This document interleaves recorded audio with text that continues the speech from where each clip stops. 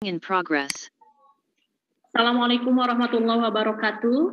Waalaikumsalam warahmatullahi wabarakatuh. Asyhadu an la ilaha illallah wa asyhadu anna Muhammadan abduhu wa rasuluh. Allahumma shalli ala sayyidina Muhammad wa ala ali sayyidina Muhammad. Rabbi shrah li sadri wa yassir li amri wahlul 'uqdatam min lisani yafqahu qawli. Yang terhormat Direktorat GTK Madrasah, yang terhormat Kasubdit Bina GTK IMTS, Bapak Dr. Ainur Rafiq, yang terhormat Kasubdit Bina GTK MAMAK, Bapak M. Sidik Sisdianto SAG, yang terhormat Dekan FKIP Universitas Muhammadiyah Sukabumi, Ibu Sistiana Windiaryani, MSI, yang terhormat Bapak narasumber kita pada siang hari ini, Bapak Bilyardi Ramdan, SPD MSI, yang saya hormati seluruh panitia dari komunitas pendidik madrasah berbagi. Alhamdulillah pada siang hari ini banyak panitia yang bisa hadir ya. Yang saya hormati seluruh ketua MGMP Biologi se-Indonesia. Kemudian yang saya hormati seluruh Bapak Ibu guru hebat di seluruh Nusantara. Pertama-tama mari kita panjatkan puji dan syukur kehadirat Allah Subhanahu wa taala. Alhamdulillah pada kesempatan siang hari ini kita masih diberikan kesempatan untuk bersilaturahim, menimba ilmu dari Bapak narasumber kita pada siang hari ini. Kita hari ini akan insya Allah mendalami materi mengenai morfologi dan klasifikasi tumbuhan. Ya, salawat serta salam semoga senantiasa tercurah kepada Nabi Muhammad Sallallahu Alaihi Wasallam, kepada para sahabatnya, para tabiin, semoga sampai juga kepada kita umatnya di akhir zaman. Baik, Bapak Ibu guru hebat di seluruh Nusantara, sebelum saya lanjutkan memandu kegiatan ini, perkenalkan nama saya Tuti Ismawati dari MA Al Irfan, dari Kota Tahu, dari Sumedang ya. Sebelum kita lanjutkan ke acara berikutnya, mari kita buka bersama-sama pertemuan kita kali ini dengan mengucapkan Bismillah bersama-sama. Bismillahirrahmanirrahim. Mudah-mudahan kegiatan kita pada kesempatan siang hari ini berjalan lancar ya. Walaupun kalau di Jawa Barat sepertinya suasananya sedang hujan, termasuk di daerah saya. Baik, Bapak Ibu guru hebat di seluruh Nusantara, terlebih dahulu saya akan membacakan susunan acara webinar pada kesempatan siang hari ini. Yang pertama pembukaan, alhamdulillah tadi sudah kita buka bersama-sama. Kemudian nanti akan dilanjutkan dengan pretest. Setelah pretestnya 5 menit. Setelah pretest nanti selama 1 jam akan dilanjutkan pemaparan materi mengenai morfologi dan klasifikasi tumbuhan oleh Bapak pemateri kita, Bapak Bilyardi Ramdan, SPD MSI. Kemudian setelah itu 35 menit kita akan melakukan sesi tanya jawab. Nah, setelah tanya jawab kita akan melakukan post test. Waktunya 5 menit. Nah, setelah post test nanti ada closing statement dari Bapak pemateri kita. Setelah itu acara akan kita tutup bersama-sama. Nah, baik Bapak Ibu guru hebat di seluruh Nusantara, saya akan bacakan tata tertib webinar pada kesempatan siang hari ini. Yang pertama, selama acara berlangsung, partisipan dimohon untuk menonaktifkan mikrofon dan kamera. Kemudian, tidak menggunakan fitur chat untuk salam sapa, karena fitur chat ini nanti kita akan gunakan untuk kegiatan tanya jawab. Yang berikutnya, tidak melakukan share screen. Kemudian, peserta wajib mengikuti pretest dan post-test. Peserta wajib mengisi daftar hadir. Nah, link daftar hadir ini akan kita bagikan setelah sesi pemaparan materi. Nah, link daftar hadir ini pun akan ditutup setelah acara selesai. Kemudian, pertanyaan hanya dapat diajukan melalui fitur chat. Silakan ditujukan ke akun panitia. Formatnya, nama, spasi, nama sekolah atau afiliasi, spasi pertanyaannya. Berikutnya, e-sertifikat akan dikirimkan ke email peserta. Ya. Baik, Bapak Ibu guru hebat di seluruh Nusantara, Sebelum dilanjutkan, terlebih dahulu saya akan membacakan kurikulum vitae dari Bapak pemateri kita pada siang hari ini. Nama lengkapnya Bapak Bilyardi Ramdan, SPD MSI, alamat sekarang di Jalan Rahmat Nazar, Kelurahan Karamat, Kecamatan Gunung Puyuh, Kota Sukabumi.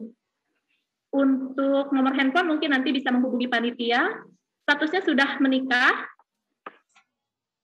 Sekarang bekerja sebagai dosen tetap yayasan di program studi pendidikan biologi Universitas Muhammadiyah Sukabumi. Riwayat pendidikannya, S1-nya dari Pendidikan Biologi Universitas Pendidikan Indonesia. Kebetulan, alhamdulillah, kita dulu sekelas, alhamdulillah siang hari ini bisa bertemu ya Pak Billy. S2-nya jurusan bidang ilmunya taksonomi tumbuhan di Institut Pertanian Bogor di IPB. Riwayat organisasinya luar biasa, ini dari SMA sampai sekarang aktif di organisasi. Dulunya juga sebagai Ketua Umum Badan Eksekutif Mahasiswa Biologi ya Pak Billy. Riwayat pekerjaannya luar biasa ya Bapak Ibu, ini panjang sekali dari 2006 sampai sekarang. Sekarang jadi tim rekognisi RPL Universitas dari 2018. Riwayat pelatihan, seminar, luar biasa ini kalau saya bacakan panjang sekali, udah berhalaman-halaman. Riwayat mengajarnya sudah lama dari tahun 2006. Ini juga banyak sekali mata kuliah yang diampu oleh beliau sampai sekarang. Ya, dari di sini yang terakhir 2021 sampai sekarang itu sebagai dosen mata kuliah struktur dan perkembangan tumbuhan. Riwayat penelitiannya luar biasa, ini dari 2007 terus meneliti sampai sekarang ya Pak Billy. Ini yang dituliskan di sini yang tahun 2020 mengenai etnomedicine masyarakat Sukabumi pada masa pandemi COVID-19. Luar biasa ya, update sekali. Riwayat pengabdian masyarakatnya pun luar biasa, ini banyak sekali. Kemudian artikel ilmiah yang sudah dipublikasikan pun ini banyak. Paling saya bacakan yang terbaru saja sebentar, ini karena banyak sekali ya. Ya, yang terbaru itu judulnya Peran Generasi Milenial di Era Teknologi dalam mengungkap pemanfaatan potensi tanaman obat masyarakat Sukabumi pada masa pandemi. Proceeding Seminar Nasional Biologi tahun 2020. Sebagai pemakalah seminar ilmiah juga ini luar biasa. Yang terbarunya November 2020, Seminar Nasional Etnobiologi 2020 Perhimpunan Masyarakat Etnobiologi Indonesia. Judulnya Pemanfaatan Makroalga oleh Masyarakat di Nuangen, Lebak, Banten. Beliau juga selain jadi pemakalah tadi menerbitkan jurnal-jurnal ilmiah, beliau juga menulis buku ya Bapak Ibu. Ini bukunya banyak, yang saya bacakan yang terbaru saja mengenai pedoman program latihan profesi FKIP UMI. Luar biasa ya Bapak Ibu, kurikulum vitae-nya ini banyak, panjang sekali, pengalaman beliau luar biasa, hebat sekali pemateri kita pada kesempatan siang hari ini. Baik Bapak Ibu, itu kurikulum vitae dari pemateri kita. Sekarang kita lanjutkan ke acara berikutnya. Sebelum pemaparan materi dari Bapak pemateri, kita akan melakukan pretest kepada panitia. Mohon linknya di-share di fitur chat. Baik, silakan Bapak Ibu, linknya sudah ada. Waktu pretestnya 5 menit. Mohon izin Pak Ya, Billy. silakan, sudah boleh. Mengakhiri stop screen dulu, kita akan mengiringi pretestnya sebentar. Ya, baik Pak Agus.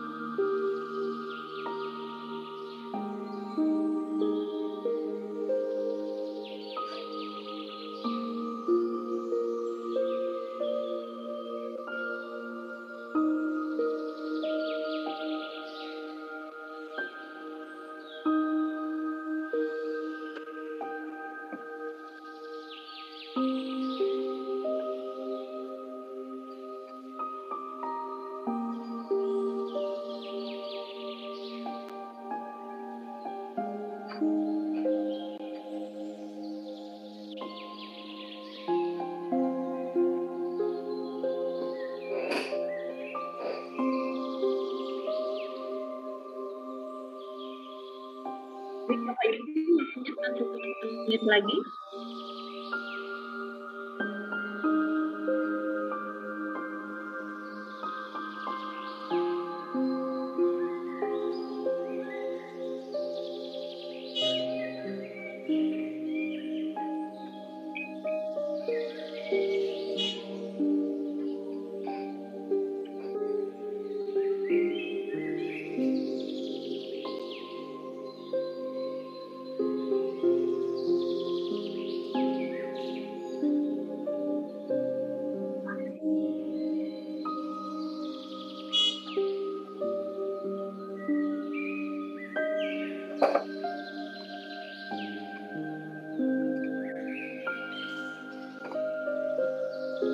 Ya, baik.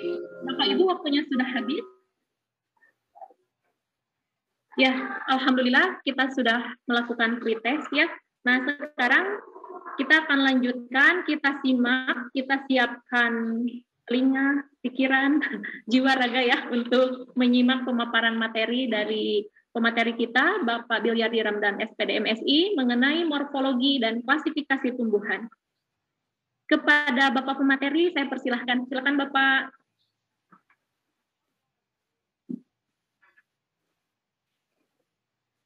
Bismillahirrahmanirrahim. Assalamualaikum warahmatullahi wabarakatuh. Waalaikumsalam warahmatullahi wabarakatuh. Waalaikumsalam warahmatullahi wabarakatuh. Ya, alhamdulillahirabbil alamin wa bihi nasta'in ala umuri dunya waddin wa ala alihi washabihi ajmain.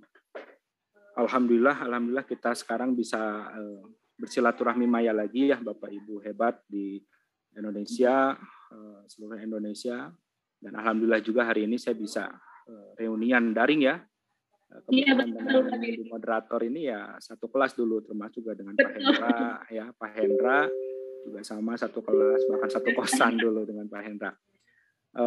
Memang sekarang di masa sekarang silaturahmi lebih mudah ya, lebih mudah, tidak ada alasan tidak bisa saling menyapa ya.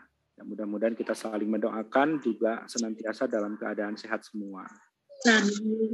Pertama-tama saya sampaikan ucapan terima kasih pada GTK Madrasah ya, yang memfasilitasi kegiatan ini, dan juga pada rekan-rekan guru ya yang berbagi ilmu, yang memberikan kesempatan pada saya juga untuk bersilaturahmi dengan rekan-rekan guru se-Indonesia. Baik Bapak Ibu guru yang hebat, hari ini saya ingin sharing sedikit tentang morfologi tumbuhan dan keanekaragaman atau klasifikasi tumbuhan. Ini sebetulnya adalah bidang keilmuan yang paling primitif saya kira. Ya, jadi ini adalah bidang keilmuan yang paling primitif. Kenapa? Karena pada zaman prasejarah orang mengenali lingkungan yang paling awal itu adalah mengembangkan ilmu morfologi dulu. Ya. Ketika mereka mengenali lingkungannya, mana tumbuhan yang bisa dimakan, mana yang tidak, itu sudah menerapkan konsep morfologi. Ya. Jadi semua konsep biologi atau bidang keilmuan biologi yang paling awal berkembang pada peradaban manusia, saya kira adalah ilmu tentang morfologi tumbuhan. Karena ini adalah ilmu yang paling primitif juga, akhirnya tidak banyak yang mau berkecimpung di sini. Ya, buktinya saya dulu ketika S2 masuk ke taksonomi, itu yang masuk ke konsentrasi saya itu tidak lebih dari 5 orang. Sekarang S3 kemarin saya daftar ke S3 walaupun akhirnya defer ke tahun depan penundaan, yang masuk ke konsentrasi ini cuma 1 orang, ya S3 tuh.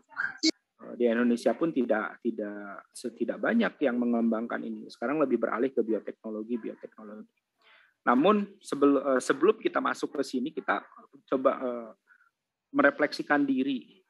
Ya, tumbuhan itu sebetulnya sumber daya yang paling banyak berinteraksi dengan manusia, bahkan dengan siswa-siswi kita gitu. Tapi apakah mereka benar-benar mengenali potensi ataupun juga sumber daya tumbuhan yang ada di sekitarnya? Sebagai contoh, ketika mereka disuruh ke dapur, coba carikan merica dengan lada. Apakah mereka merica dengan ketumbar? Apakah mereka bisa membedakan itu? Ya, apa sih bedanya cabai rawit dengan cabai keriting atau misalkan cabai gendot? Anak-anak tahu tidak gitu seperti itu? Atau disuruh ke belakang rumah untuk tolong ambilkan daun bawang atau ambilkan daun seledri di belakang rumah karena punya tanaman. Itu sekarang anak-anak kurang aware terhadap itu, terhadap lingkungan tuh. Mereka tahu tentang bagaimana misalkan potensi sumber daya di luar. Misalkan mereka belajar tentang bagaimana vegetasi di gurun. Mereka belajar juga tentang bagaimana vegetasi di hutan subtropik misalkan seperti itu. Apa sih perbedaan karakteristik dari hutan subtropik? Mereka juga belajar tentang hal-hal yang kekinian gitu. Kenapa? Karena sumber buku kita itu banyak merujuk pada potensi sumber daya yang orang luar, karena orang luar yang nulisnya gitu. Sumber-sumber buku kita kadang lupa untuk mengeksplor sumber daya, terutama sumber daya tumbuhan yang ada di Indonesia sendiri sebetulnya. Ya, mereka lebih mengenali apa itu ikan remora dibanding mengenali apa sih yang mana sih tanaman temulawak gitu. Padahal temulawak banyak di rumah kita, di belakang rumah banyak. Atau babadotan lah yang tanamannya liar. Gitu. Mereka lebih mengenal ikan remora itu apa. Padahal karena itu diajarkan di buku. Mereka mengenali bagaimana membedakan burung finch, ya, evolusi dari burung finch gitu, ya, di Galapagos. Tapi apakah mereka mengenali cecenet yang ada di belakang rumah, gitu? Oh iya. Ini yang menjadi pola bahan pemikiran buat kita. Kenapa mereka harus belajar begitu jauh, tapi yang di belakang rumah nggak pernah dikenali? Ya. Nah, mari kita hari ini kita sedikit merefleksi itu dan mudah-mudahan ini kembali menggugah lagi bahwa ternyata sumber daya yang ada di kita itu harus memang dioptimalkan untuk dijadikan bahan belajar siswa. Nah, hari ini kita akan membahas dua hal. Yang pertama adalah morfologi tumbuhan, yang kedua adalah tentang keanekaragaman tumbuhan, ya, atau klasifikasi. Nanti kita akan masuk ke sistem klasifikasi kekinian, ya, yang terbaru seperti apa. Saya tidak akan membahas begitu dalam tentang macam-macam klasifikasinya atau tiap tingkatan taksa. Gitu. Nah, Bapak Ibu sekalian, mungkin kita sedikit tanya jawab juga di sini, ya. Apa sih bedanya tumbuhan dan tanaman? Ini ada dua pertanyaan yang mendasar ya, yang ingin saya tanyakan sekalian kita sharing dan brainstorming. Apa bedanya tumbuhan dengan tanaman? Kemudian, apakah Anda tahu itu tumbuhan? Apa ciri dari morfologi tumbuhan? Nah, silakan untuk pertanyaan yang pertama ini mungkin ada sukarelawan yang ingin mengungkapkan apa sih bedanya tumbuhan dengan tanaman? Ini yang paling mendasar. Silakan. Tanaman budidaya mungkin ya Pak? Tanaman itu budidaya, oke, betul ya. Jadi tanaman itu adalah tumbuhan yang dibudidayakan atau yang kita pelihara, ya. Terlepas kita budidayakan atau tidak, tapi kita memeliharanya. Misalkan kita punya tanaman buah bunga-bungaan di depan rumah, ya itu kita tidak membudidayakan, tidak pada aspek mereproduksikan gitu, tapi memperbanyak, tapi kita pelihara yaitu jadi tanaman. Gitu. Makanya konsepnya bukan morfologi tanaman. Kalau anak-anak pertanian itu masuknya morfologi tanaman. Tapi kalau perspektif biologi, kita membahasnya adalah morfologi tumbuhan. Gitu. Jadi terlepas pada tanaman itu dipelihara atau tidak, maka secara global itu disebut dengan tumbuhan. Kemudian apa ciri morfologi tumbuhan? Kalau kita membedakan, oh ini tumbuhan, oh ini jamur, gitu kan? Itu apa bedanya? Bagaimana cara kita mengenali ini tumbuhan atau bukan? Dari apanya biasanya Bapak Ibu? Ya. Yang paling identik dari tumbuhan itu adalah kita bisa melihat dari organ daunnya ya Bapak Ibu ya. Dari organ daun yang berwarna hijau itu kita anggap sebagai ciri dari tumbuhan. Gitu. Ya. Berarti sebetulnya Bapak Ibu kan sudah sangat paham ya bahwa tumbuhan itu memiliki organ yang disebut dengan organ daun. Kemudian ada organ-organ yang lain. Ada batang, ada akar, ada bunga, ada buah, ada biji. Gitu. Tapi apakah kita mengenali itu? Ya, apakah kita tahu yang mana bunga, yang mana buah, yang mana daun, yang mana akar, gitu seperti itu. Ya, ini saya coba ini aja merefresh lagi. Saya kira ini adalah ilmu yang pasti Bapak Ibu pelajari juga kalau dulu masuk ke pendidikan biologi, ya. Tapi update-nya kadang kurang banyak diulas. Tapi ya mudah-mudahan tidak terjadi miskonsepsi atau masih mengenali yang mana akar, batang, daun, atau bagaimana cara membedakan ketiga itu. Ya. Nah, saya ambil contoh nih untuk memastikan. Di sini ada tanaman Russus hipoglosum, ya. Ini. Yang warna merah ini jelas ya, ini adalah apa Bapak Ibu? Kita diskusi sedikit di sini untuk memastikan. Buahnya. Ini buah ya, ya jelas ini buah ya. Kalau ini Bapak Ibu apa ini? Daun. Ini adalah batang Bapak Ibu. Mana? Mana sih? Ini yang besar ini batang. Oh, batang. Batang ini.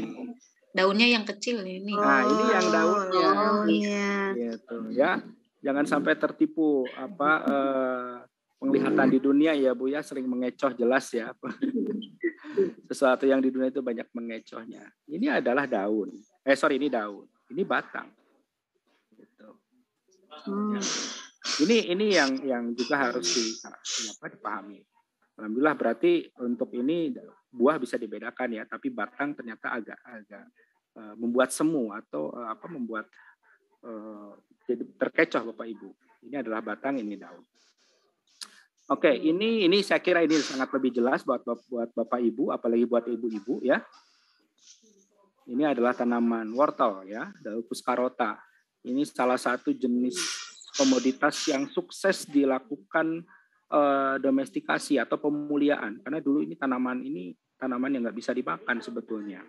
Ya, ini adalah tanaman yang nggak bisa dimakan. Tapi sekarang pemuliaan oleh Belanda, orang-orang Belanda waktu itu. Nah, ini bisa dikonsumsi jadi salah satu sayuran yang cukup berkhasiat. Oke, ini yang warna-warni ini yang sering dimasak itu adalah bagian apa, Bapak Ibu? Ini bagian akar ya. Umbi. Oke, umbi. Kalau ini Bu, yang warna hijau? Daun. Tepatnya bagian apa daunnya? Daun.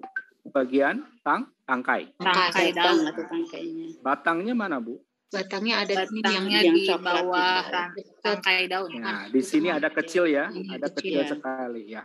Nah, ini kelihatan ibu-ibu pasti sering ke dapur ya. Jadi Pak sangat mengenali tepat sekali Bu. Ini bagian batangnya kecil, sangat kecil di sini ya. Itu yang sering mengecoh. Kalau saya tanyakan ke anak kuliahan, itu mereka pasti nggak mengenali bagian batang yang mana. Kelihatan mereka kurang membantu orang tuanya di dapur kalau seperti itu ya. Oke. Ini adalah Dioskorea Bapak Ibu. Ya, Dioskorea itu yang suka dibuat keripik. Itu siapa nama keripiknya tuh? Lupa ya. Tanaman Dioskorea. Ini kira-kira apa Bapak Ibu? Buah. Ini buah. Tapi kalau saya belah, ini tidak ada bijinya.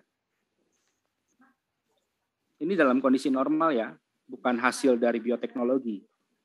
Kalau Batang. Ini batang. Batang yang modifikasi. Batang yang termodifikasi. Ya betul, ini adalah cabang, umbi cabang namanya. Jadi sebetulnya ini bukan buah, tapi ini adalah umbi, ya. Kok umbi tidak ada di tanah, tidak ada aturannya, umbi harus di dalam tanah. Ya, ini adalah umbi. Jadi cabang yang terbentuk itu kemudian menjadi umbi. Ya, jadi cabang yang terbentuk berubah menjadi umbi. Gitu. Nah, ini mungkin yang terakhir. Ini pohon Ficus benjamin, ya, atau kita mengenalnya tanaman beringin. Ini jelas adalah buah. buah. Oke, pernah menemukan bunganya nggak, Bu? Enggak. Kenapa? Siapa yang pernah menemukan bunga dari beringin? Apakah mungkin buah itu muncul tanpa ada bunga? Tidak. Tidak mungkin. Tidak mungkin, karena buah itu adalah kelanjutan perkembangan dari bunga. Bunga. Ini ada buahnya, tapi mana bunganya? Bingung ya? Iya. Oke, ya kalau bingung kita lanjutkan. Belum menemukan bunga. Belum menemukan bunganya, ya. Gitu. Tapi saya senang Bapak Ibu masih bingung. Berarti saya bisa lanjutkan materi ini. Kalau nggak bingung, saya selesai materinya, ya. Berarti bisa saya jelaskan. Jangan. Teruskan. Oke, Bapak Ibu, ini adalah bunga. Oh, ini tuh bunga, Bu. Ya. bukan ini buah. Bukan buah. Ya, ini adalah bunga. Ya, ini bunga tipe Hypanthium, tipenya tipe periuk. Nanti saya akan jelaskan di bagian bunga. Ya, jadi kalau kita belah ini di dalamnya itu seperti buah tin. Ada yang pernah makan buah tin nggak? Karena ini satu famili Ficus. Buah tin Ficus carica juga, satu genus. Nah, nanti saya jelaskan lah. Jadi ini sebetulnya bunga. Ini adalah bunga majemuk, bunga bersama. Ya, gitu. Di dalamnya kalau kita potong itu banyak bunga-bunga yang kecil. Buahnya itu berupa biji saja, kecil banget buahnya itu. Oh, gitu. Ya, gitu. Berupa biji-biji kecil itu buahnya. Ini sebetulnya bunga. Gitu. Ya. Baik, kita lanjut Bapak Ibu. Mari kita mulai mengenali sebetulnya hakikat dari setiap organ tuh apa sih ciri-cirinya, sehingga kita tidak lagi terkecoh oleh tipuan dunia seperti ini ya. Gitu. Nah, yang akan kita bahas dalam morfologi ini adalah organ-organ di bawah ini. Sebetulnya tumbuhan itu, terutama pada tumbuhan kormus, ya. Jadi saya membahasnya pada tumbuhan kormus untuk kingdom Plantae yang di dalamnya tidak hanya tumbuhan, itu ada apa? Yang tidak hanya ada tumbuhan kormus seperti ini atau spermatopita, ada paku-pakuan. Saya tidak bahas paku-pakuan, kemudian lumut juga tidak saya bahas. Jadi kita bahas itu di kelompok spermatopita, ya. Nah, bagian dari tumbuhan itu sebetulnya kalau kita kelompokkan ada dua bagian besar, ada bagian vegetatif, bagian generatif. Vegetatif itu batang, akar, daun, sedangkan bagian generatif bunga, buah, dan biji. Ya, gitu. Ini adalah muncul di masa vegetatif atau di masa pertumbuhan. Ini muncul di masa perkembangan. Jadi ketika dia siap bereproduksi, maka dia akan menghasilkan bunga. Bunga berubah menjadi buah, di dalam buah ada biji. Ini bagian embrio atau calon individu baru dari spesies tersebut itu disimpan dalam bentuk biji. Ya. Nah, batang itu sebetulnya apa sih? Batang itu adalah organ vegetatif, ya, yang paling penting atau disebut juga sebagai sumbu dari tumbuh-tumbuhan. Ya. Dia organ penyokong tumbuhan, organ lainnya. Kalau kita melihat semua organ tumbuhan itu menempel pada batang atau ya. Jadi daun, kemudian akar, bunga, buah nempel pasti di batang. Jadi sehingga tidak mungkin satu tumbuhan ini tidak memiliki batang. Kalau daun bisa tereduksi. Contohnya untuk pada kelompok tanaman xerophyt, terutama pada famili Cactaceae, genus kaktus misalkan ya, kaktus-kaktusan, si daun itu berubah, ya. Daun itu berubah menjadi duri, ya.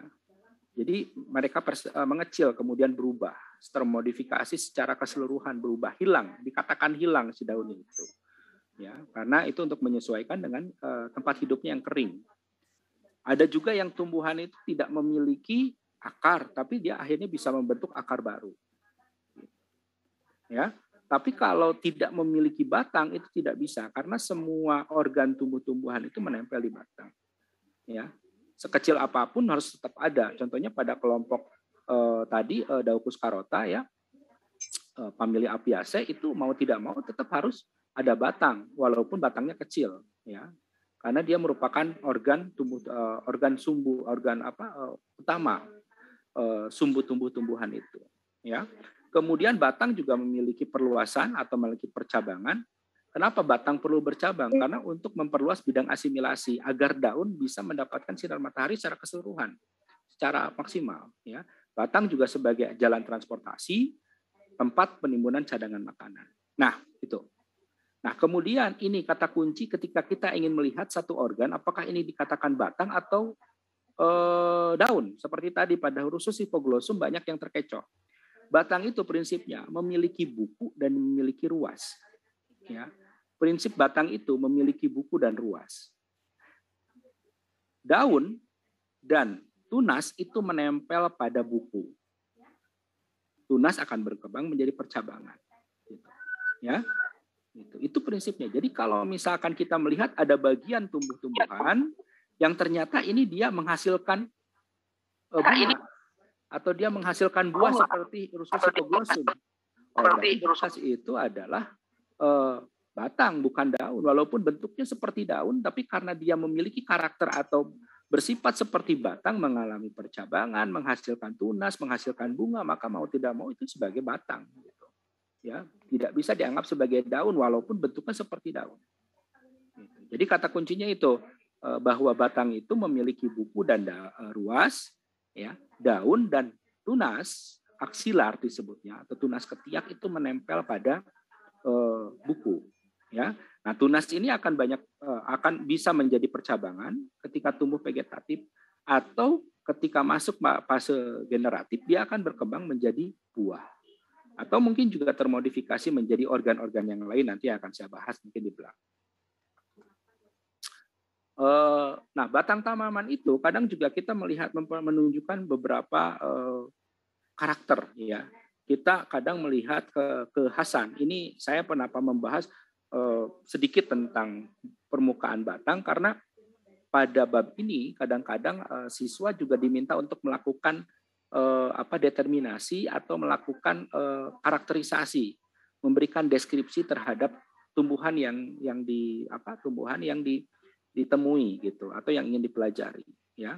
Batang itu secara karakter itu memiliki permukaan licin, bisa juga berusuk atau rigi-rigi ya, beralur, bersayap gitu. Ya ini saya ambil dari materi dari Bapak Gembong ya, dari UGM. Saya kira dulu di S1 yang pendidikan biologi pasti tahu ya buku Gembong untuk morfologi tumbuhan ya. Itu ya keilmuannya tidak banyak berkembang. Seperti itu ya. Kemudian juga ada yang memiliki rambut ya. Contohnya pada tembakau ya, walaupun akhirnya pada anatomi tumbuhan kemudian kita identifikasi rambut itu sebagai trikoma ya, trikoma berkelenjar ya. Kemudian ada yang memiliki duri, ada yang memberikan bekas daun ya. Misalkan kayak pepaya kalau kita lihat batangnya itu dipenuhi oleh bekas penempelan daun atau bekas stipula ya. Pada nangka kita juga bisa melihat daun penumpu ya, bekas daun penumpu. Pada sengon itu banyak sekali lentisel. Nah, ini yang unik adalah pada kelompok jambu-jambuan ya dan kayu putih ini sama-sama pada keluarga Myrtaceae ya. Mereka karakternya melepaskan kerak atau kulitnya mengelupas ya sebagai bagian dari pertumbuhan sekundernya. Kalau yang lain pertumbuhan sekunder itu epidermisnya pecah kemudian diganti ditutup oleh veloderm atau velogen ya, aktivitas dari velogen. Tapi kalau pada kelompok Myrtaceae pertumbuhan sekunder atau melebarnya batang itu bagian kulitnya merespon dengan melepas kerak, artinya kulitnya meregenerasi, epidermisnya membelah, gitu seperti itu. Ya. Nah ini beberapa bagian permukaan dari batang yang senantiasa kita bisa temukan, ya. Nah kemudian juga pola percabangan pada batang itu senantiasa kita temukan ada 3 aspek ini pasti monopodial, simpodial atau dikotom, ya. Nah kalau masuk ke lebih dalam ke kajian morfologi itu ada model-model percabangan. Ya, model Rauh, Lauenberg, kemudian Holtum, Corner. Nah, itu saya kira lebih ke aspek morfologinya, tapi di sekolah saya kira tidak masuk sampai sejauh itu. Cukup mereka bisa mengenal apa itu monopodial, simpodial, atau dikotom. Jadi Bapak Ibu kalau mengkarakterisasi yang seperti apa sih tumbuhannya itu, pola percabangannya, oh ini monopodial. Jadi monopodial itu jika batang pokok selalu nampak jelas. Ya, jadi pertumbuhan batang utamanya jelas berbeda dengan cabang-cabangnya. Kita bisa bedakan dengan mudah. Bahkan batang pokoknya ini lebih dominan pertumbuhannya dibanding cabang-cabangnya. Sehingga kita bisa menunjuk dari bawah sampai ujung tuh, oh ini batang pokoknya. Nah, ini disebut dengan monopodial, ya. Jadi ada satu batang pokok utama yang jelas berbeda. Itu contohnya disebut dengan monopodial, ya, pola percabangannya. Nah, kemudian ada juga yang simpodial. Simpodial itu jika batang utama tidak bisa dibedakan. Pak, ini bisa dibedakan nih. Oh iya, tapi sebetulnya itu mereka bukan satu batang atau satu ruas atau satu kolomer. Saya sebutkan satu kolomer itu satu rentang satu rentang pucuk gitu. Jadi pertumbuhan pucuknya itu kalau ini kan satu pucuk dari sini sampai sini, ini pucuk yang sama gitu. Tapi kalau ini sebetulnya terbentuk dari beberapa kolomer atau diberi dari beberapa cabang atau ranting gitu. Ini disebut dengan simpodial. Kita bisa temukan pada tanaman jambu, ya, tanaman sawo itu seperti ini polanya. Kita tidak bisa menunjukkan batang utama dari bawah sampai atas. Itu simpodial, ya. Nah, kemudian kalau di kotom itu setiap pucuknya atau apexnya itu pada fase tertentu dia akan terbelah dua, ya, menjadi dikotom. Jadi membelah, mendua ya. Nah, pada tumbuhan itu terjadi walaupun itu jarang, ya. Jadi hati-hati ya Bapak Ibu, jangan terjadi dikotom hati ya, karena senantiasa mendua seperti ini pucuknya ya. Oke. Nah, batang juga mengalami modifikasi Bapak Ibu, ya. Tadi seperti misalkan, nah ini yang terkecoh tadi, ini batangnya termodifikasi menjadi cladodium disebutnya, model modifikasinya terbentuk cladodium, di mana batang memipih seperti daun, ya. Jadi kalau batang memipih seperti daun disebut dengan cladodium. Kita bisa temukan pada Rosusi poglosum, kemudian juga pada Opuntia, ya. Atau ini nih kaktus seperti ini. Ini tanaman ini, ya, Mecklenbeckia Japkang. Ini adalah batang Bapak Ibu ya. Karena jelas ini adalah bukunya, ini ruasnya. Di dalam buku, pada buku itu keluar daun. Keluar bunga gitu seperti itu ya. Ini adalah batang. Nah, kemudian juga ini cabang pada Dioscorea. Sulur, ya. Sulur itu adalah organ dari perkembangan dari tunas aksilar yang kemudian berubah menjadi alat pembelit seperti ini, disebut dengan sulur. Kita bisa temukan pada beberapa famili Passifloraceae, Cucurbitaceae itu hampir semuanya mengalami pembentukan sulur cabang seperti ini, ya. Kemudian ada emergen, ya. Nah, ini adalah emergen. Kok bukan duri ya? Pada konsep morfologi duri dengan emergen itu berbeda, ya. Ini emergen, bukan emergen sereal, nanti saya dianggap promosi ya. Ini adalah emergen. Nah, emergen ini apa? Ini adalah bagian dari subepidermis ya. Jadi pertumbuhan dari subepidermis batang, ya. Jadi di bawah epidermis itu berkembang seperti ini. Kemudian ini tidak terpaku pada buku atau ruas, jadi dia tersebar merata begitu saja. Ya, kalau duri itu dia munculnya di ruas. Biasanya duri itu akibat dari modifikasi dari daun. Ya, gitu. Biasanya kalau duri itu muncul dari ruas. Nah, ini saya kira Bapak Ibu sudah sangat paham ya. Ini adalah batang juga Bapak Ibu. Ya. Jadi kelompok jahe-jahean Zingiberaceae itu rizom itu adalah batang yang menjalar atau hidup di bawah tanah. Gitu. Karena ini adalah batang, kenapa? Karena di sini ada buku dan ini ruas. Ini buku, ini ruas. Kalau ini adalah buku, berarti di sini tempel daun. Ya ini daunnya termodifikasi menjadi sisik. Ya, ini sisik ini adalah modifikasi dari daun. Buat apa ada sisik? Atau dia tidak kita gunakan. Sisik ini ternyata digunakan untuk melindungi tunas. Jadi percabangan. Nah, ini percabangan dari rizom. Pointernya muncul nggak Bu Tuti? Pointer muncul ada ya? Ada. Oh, ada ya, pointernya ada. Khawatir saya menunjukkan tidak fokus kemana. Nah, ini adalah percabangan. Ya, ini cabang ya. Tunas aksilar yang muncul dari buku ini sebelum berkembang seperti ini dulunya dilindungi oleh sisik seperti ini. Ya, jadi daunnya termodifikasi menjadi sisik, ya. Fungsinya untuk melindungi tunas aksilar, ya, itu seperti itu.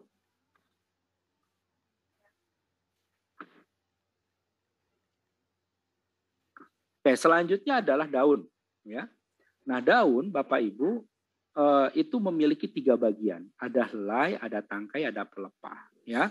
Helai itu ya adalah bagian yang melebar di mana tempat terjadi fotosintesis, ya. Jadi organ tempat terjadinya fotosintesis secara dominan atau dikonsentrasikan pada helai daun, gitu. Kemudian tangkai itu adalah bagian yang memanjang, ya, silinder untuk beberapa. Itu dia fungsinya untuk memposisikan helai daun agar mendapatkan sinar matahari yang cukup. Bapak Ibu bisa cek, ya. Apabila kita memiliki tanaman bunga misalkan atau jeruk atau tanaman apa yang kecil di pot, posisinya kita miringkan, ya, maka daun itu akan berubah posisinya yang asalnya ke arah sejajar menuju ke pucuk, tapi kalau kita tidurkan, maka dia akan bergeser mengarah ke arah yang ada sinar matahari. Nah, perputarannya itu dilakukan oleh tangkai atau peteolus. Jadi peteolus punya fungsi untuk memposisikan agar helai daun mendapatkan sinar matahari yang tetap optimal. Ya, seperti itu. Nah, kemudian ini adalah pelepah. Pelepah ini bagian yang memeluk batang. Tidak semua tumbuhan memiliki pelepah biasanya. Hanya beberapa famili saja yang memiliki. Apa fungsinya? Hanya untuk melindungi bagian tunas aksilar sebetulnya. Dan juga ini pada beberapa famili, beberapa ordo bahkan, ya, itu dia membentuk batang palsu. Ya. Contohnya pada pepaya, pada pisang. Pisang kelompok jahe-jahean, bagian batang yang muncul di permukaan tanah itu sebetulnya batang semu. Jadi kalau kita kupas semua bagian batang pisang atau kita orang Sunda bilangnya gebog, itu sebetulnya kumpulan dari pelepah, ya, disebut dengan batang semu. Ya. Nah, apabila daun itu memiliki 3 bagian ini disebut dengan daun lengkap. Apabila salah satu saja tidak dimiliki, maka disebut dengan daun tidak lengkap. Ya. Nah, kemudian daun juga selain memiliki 3 bagian tadi, tangkai, pelepah, dan helai, ya. Dia memiliki beberapa bagian. Ada yang lain, bagian tambahan disebutnya. Disebut dengan stipula atau daun penumpu. Biasanya ini fungsinya untuk melindungi daun ini ketika masih kecil atau melindungi tunas aksilar. Ini contoh misalkan Bapak Ibu bisa temukan pada mawar, bunga mawar, daunnya seperti ini. Jadi jangan aneh ya Bapak Ibu kalau ada anak tanya, "Bu, ini bagian apa?" Ini bukan daun, ini adalah stipula, ya. Atau daun penumpu itu seperti itu. Nah, fungsinya untuk melindungi tunas aksilar atau daun ini ketika masih muda. Nah, kemudian juga kita bisa temukan ini namanya selaput bumbung. Ini juga sama memiliki perlindungan fungsinya untuk melindungi setiap satu buku. Ya, kita bisa temukan pada kelompok Moraceae, ya, mulai dari genus Ficus sampai genus Artocarpus, ya. Jadi kelompok nangka itu juga Bapak Ibu bisa temukan setiap bukunya itu pasti dilindungi oleh bumbung seperti ini. Ini pecah keluar dilepas baru keluar daun, ya, atau keluar bunga, ya, atau tolang seperti itu, ya. Kemudian ada juga bagian tambahan pada beberapa famili kita temukan itu yang ini memiliki ligula, selaput ini disebut dengan ligula. Nah, ini biasanya kalau kita temukan pada kelompok Poaceae atau Gramineae, kita mengenalnya Gramineae, kelompok rumput-rumputan, ya. Ini kita bisa temukan pada jagung. Jadi kalau Bapak Ibu jagung, anggota dari Gramineae atau Poaceae itu biasanya yang menghubungkan antara helai daun dengan pelepah itu ada ligula. Ada pertanyaan, buat apa ligula ini? Sebetulnya ligula ini adalah untuk mencegah air dan partikel-partikel organik masuk ke dalam pelepah. Karena kalau partikel organik dan air masuk ke dalam pelepah, nanti bagian dari tunas aksilar yang dilindungi oleh pelepah ini nanti akan busuk, gitu. Ya. Jadi ini ada unsur sebagai perlindungan. Gitu. Nah, berbicara daun, ini banyak sekali yang akan dibahas. Kenapa? Karena daun itu adalah organ yang paling mudah berevolusi, beradaptasi, berubah bentuk. Gitu. Ya, Bapak Ibu bisa kecil-kecilan lah melakukan evolusi. Ya, misalkan agar terjadi evolusi sedikit perubahan walaupun belum tetap. Misalkan ketika membuat bonsai, maka mau tidak mau yang tanaman kita yang ambil dari tanaman liar itu daunnya besar, kalau kita pindahkan ke pot bonsai, kita pelihara sebagai bonsai, mau tidak mau si daunnya berubah menjadi kecil. Ya, itu salah satu bentuk respon dari tumbuhan. Jadi tumbuhan itu yang paling mudah beradaptasi itu adalah daunnya yang paling banyak berubah, sehingga keanekaragaman atau keragaman bentuk dari organ tumbuhan yang paling banyak itu kita bisa temukan pada daun. Nah, nanti Bapak Ibu bisa cek sebetulnya ya, ini ada di internet juga di sumber-sumber tentang panduan rujukan untuk menyebut bentuk dari setiap bentuk helai daun seperti ini ya. Kemudian kita juga akan belajar tentang tepi daun, seperti apa tepi daun, apakah berambut seperti ini, apakah krenata atau dentatus bergigi ya, apakah seratus atau bergerigi seperti ini, itu banyak sekali ya. Kemudian menjelaskan daun juga, kita akan memahami bagaimana macam-macam dari pertulangan daun ya. Apakah tulang daun itu menjari, menyirip ya gitu. Nah, Bapak Ibu sekalian, saya coba mengulas sedikit tentang daun tunggal dan daun majemuk. Jadi Bapak Ibu, kalau kita melihat ada daun tuh yang seperti ini. Ya. Satu helai. Ini disebut dengan daun tunggal. Ada juga daun tuh seperti ini. Ini kita sebut sebagai daun majemuk. Lalu bagaimana cara membedakannya? Saya bisa saja saya berbohong pada Bapak Ibu. Di sini saya katakan sebagai daun majemuk segini. Padahal daun tunggal tapi segini. Perspektifnya bisa berbeda. Gitu kan? Dan dua-duanya bisa dikatakan benar. Nah, untuk membedakan mana daun tunggal dan daun majemuk sebetulnya dilihat dari pulpinusnya. Pulpinus itu bagian dari tangkai daun yang menempel ke batang, yang biasanya agak menjendol atau mengembung ya, lebih besar biasanya dibanding bagian tangkai tengah atau tangkai ujungnya gitu ya. Nah, kalau kita temukan di sini pulpinus, berarti ini satu daun. Nah, untuk daun majemuk, pulpinusnya satu di sini Bapak Ibu. Di sini kita tidak temukan pulpinus. Kenapa? Karena pulpinus itu ada hubungannya dengan proses pengguguran daun. Ya, mungkin selalu menjelaskan bagaimana mekanisme pengguguran daun, blocking pertumbuhan, kemudian adanya auksin yang bekerja sehingga terjadi pematangan pada beberapa jaringan di daerah pulpinus sehingga terjadi sekat atau garis pelepasan daun gitu ya. Nah, itu terjadi di pulpinus. Jadi intinya Bapak Ibu, kalau menemukan daun yang jatuhnya segini, satu paket segini, disebut dengan daun majemuk. Tapi kalau daunnya rontoknya satu-satu di sini, berarti itu daun tunggal. Nah, selain itu konsepnya apa? Konsepnya adalah di mana tunas aksilar muncul, di mana percabangan muncul. Kalau percabangan hanya muncul di sini, berarti ini satu daunnya segini, disebut dengan daun majemuk. Kalau muncul daunnya di sini, percabangan di sini atau ditemukan bunga, berarti di sini adalah daun tunggal. Ini daun tunggal, gitu, ya.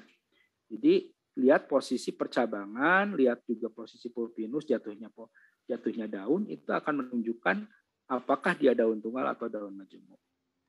Nah, kemudian juga pada konsep morfologi ada sedikit hipotesis ya, ada hipotesis yang meyakini bahwa daun tunggal itu berevolusi menjadi daun majemuk, ya.